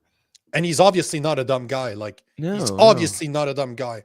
So I think that part is such a hard sell for a lot of people that are not in Quebec. It's not enough. It's too much. It's too strong. Because I've lived in Ontario half of my life, half in Quebec, traveled all over Canada. There's not a lot of people out there that want to vote for that much of a Frenchie. Like, even Justin Trudeau had a very solid English. Yeah. Although he was a Frenchie, but he had an accent, obviously. But his English was very good. Like, it wasn't a problem.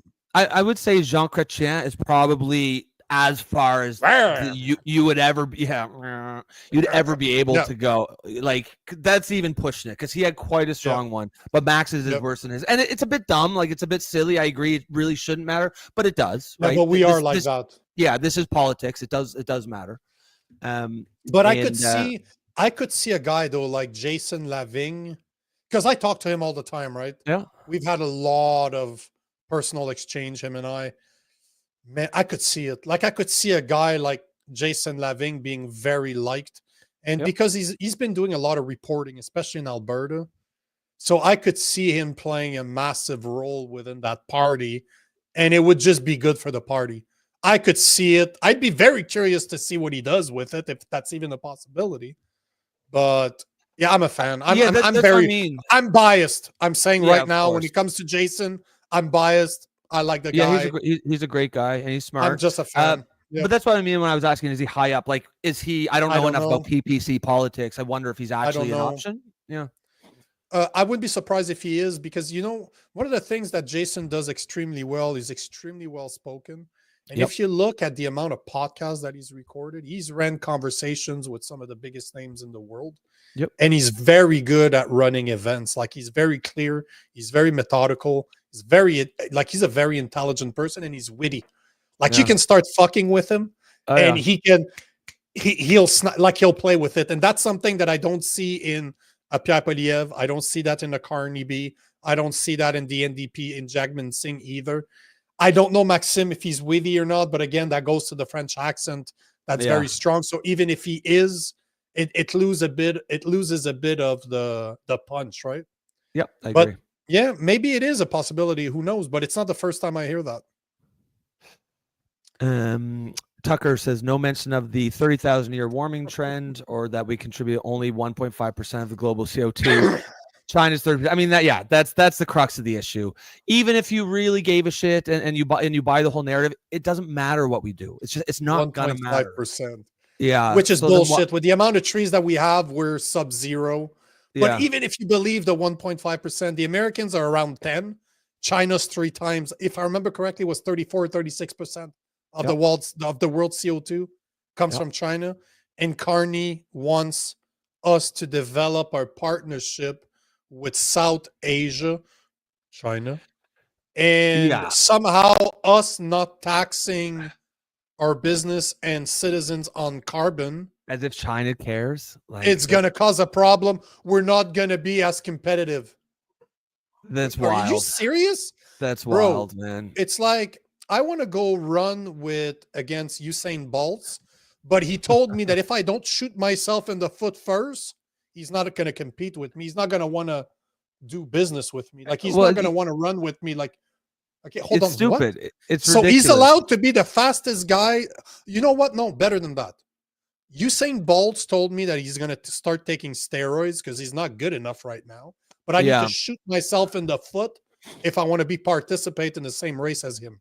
He's already he's already the best, right? Like, China's already the biggest. Like, why China doesn't give shit one shit about the environment? That's the whole thing. That's the reason why companies go over there, because they can do whatever the fuck they want to the environment. China's not going to give 2 shits. I can't believe Carney said that. And I can't believe they called him on it, where he's basically saying we have to have carbon tax or China won't trade with us. Like, nobody. No mention of the 100% tariffs that China has on our goods either. I love that. I absolutely love that too, that they always avoid it. And what did Carney say about not being backed by China? Like, he said something, I should have wrote it down. Way back up. I think he's clearly China's choice. Now, you know, we don't even need to speculate on why that might be. The fact is that he is enough, right? I know there's some debate, like, is he working with China? And in my opinion, it doesn't matter. The fact that he is their favorite choice is really enough. I agree. Slave ID saying that I'm only one man. I don't regret my choice. You shouldn't regret your choice. Nope. And don't fool yourself, bro. This is something I say all the time on my other podcast. You change the world one community at a time. And what does it take to change one community? One dude. It takes one person to give a fuck. So never sell yourself short, bro. 100%. That is definitely not about what I just said, because that comment's been there for a little while. But I'll make it sound like it was. I agree, bro. Paul is saying that paper voting only once per year. We vote. Check all the boxes for different laws we support. That's kind of cool too. I like that idea as well. There's a way. There's a way to make it to involve the citizens more. No questions about it. Yep. No, Jason was running as an independent and just recently joined the PPC. Yeah, sure. I believe it. Sylvie's saying there's a lot of crap being posted about Max Robbie. Okay. I believe you. Sylvie, don't forget to remind me. Prairie, I've known Jason Lavigne for the first day. He streamed the POEC. I don't know what the POEC is. The POEC. The poet. Clown World, I like Jason, but no. I guess you have something against bald people. Is that what you're saying, Sylvia? Yeah. She's baldest. She's baldest. She's a baldest. She's a baldest. I'll bet he'll be throwing his hat in the ring. I could see it. Max is too dry, in my opinion. I think it's the French accent. I know what you mean, but I feel like it's the accent that makes that come. Yeah. I don't know how does it come off in French. I mean, I assume his French is fine. Like, does he come off dry? No, he doesn't. That's the thing. I've met Maxime Bernier in 2017 when he ran for the Conservative Party. Is he charismatic in French? Like, is he engaging? Okay. you know, one thing about Max that I will give him from, and I can never take that one away, whatever he says, he never changed his tune. He's been saying the same thing since 2017. There's only one politician that stood up for the unvaccinated, that stood up against the lockdown, that stood up with the Freedom Convoy. That was like, I saw not Pierre, but Maxime Bernier in a protest in Montreal that I was in. I've done most of the protests against the lockdowns, and he participated in them. He even got arrested somewhere down out west at one of the protests. I think it was in Alberta. But all to say that, love him or hate him, that dude never changed his tune. And I will always respect that, because he's the one that stood alone against the rest of the government, saying this was wrong. No lockdowns, open up our borders, let our truckers go. So you have to give credit where credit is due. Yep, that's right. Mr. Robot is saying that Carney said that one of Canada's national security threats is China, so himself, which is very ironic coming from a weasel like Carney. By the way, Robot, we call Carney B here. So I mean, I think when he said that, I think he was like, yes, the number one threat is China. Yeah, you know what I mean? Right. If I keep my fingers crossed on my back, does it still count? Yeah, exactly. No, China. I'm sure he knows he has to appear to be against them. Of course. Prairie is saying that Public Order Emergency Commission on the use of the Emergency Act. Yeah, that is something that, oh man, what they were able to do in 2022 with that is insane. Sylvie, that's what I like about Max. He aligns with my value and hasn't changed his stance in the past 7 years. Yep. I feel you. I totally agree. And Maxime was arrested in Manitoba. God damn, Prairie. Recently? Bing, bing, bing. No, it was during way back when. Okay, that's during right, the protests, yeah. When you were still a woke liberal. Yeah, that's right. Paul says, I'd like Jeremy McKenzie to be the leader, or Philip. Not sure which one Philip is. Actually, interestingly, so I served in Afghanistan in 2007 with Jeremy McKenzie. I didn't even know until like recently, like pretty much on this show, that he was engaged in politics. He has a podcast, I believe. But yeah, he's a good guy. I'm not sure which one Philip is. What do you mean, Philip? It says Phillip. Jeremy or Philip. Yeah. But yeah, no, that man, fuck, what time is this? Ooh. We're caught up with the comments. So guys, we'll drop it right there. We've been at it for 3 hours on top of the 2.5 hours that I done. Yeah, fuck. As a regular show. But guys, you have no idea how much I enjoy this. It's the first time we do it. Thanks again, Jason, for sharing your link to your crowd. Thank you for all the people that didn't know us. Maybe you thought we spoke too much, but that's kind of what we do.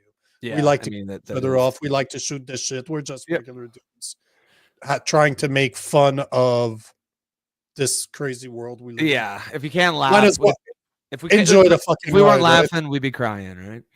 Yeah, well, which we have never done on this show. Yeah, actually, like little bitches. We do go everywhere, right? A couple of tough guys, but then someone talks about like father-son stuff. We're like, oh Jesus! So you get every single type of emotions on air. You're gonna laugh. You're gonna be mad. I appreciate that. Rant, and you're gonna cry. Yep, absolutely. That's the political orphans for you. And before we go, Sylvie, it's different when Rob's not there, right? Yeah, well, that's one thing even remember our very first show, it wasn't polished, but like we had that chemistry immediately. Yeah. It was definitely not polished, mostly because I was using equipment that costs like $20 for the whole setup.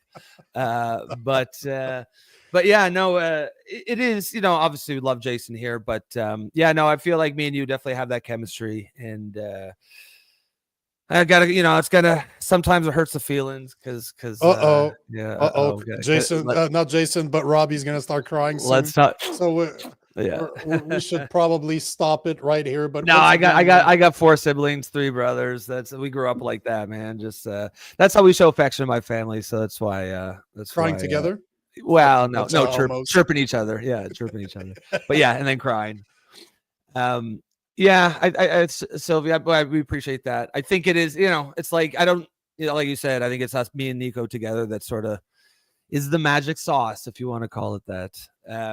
Guys, as always, you could you could have been anywhere in the world today, and you chose to be here with us, and we appreciate that. It was this was a lot of fun. This was a blast. We're definitely going to try to get this kind of stuff in whenever we can. Remember, we are going to do this again on April 28th. We're going to live stream the election results.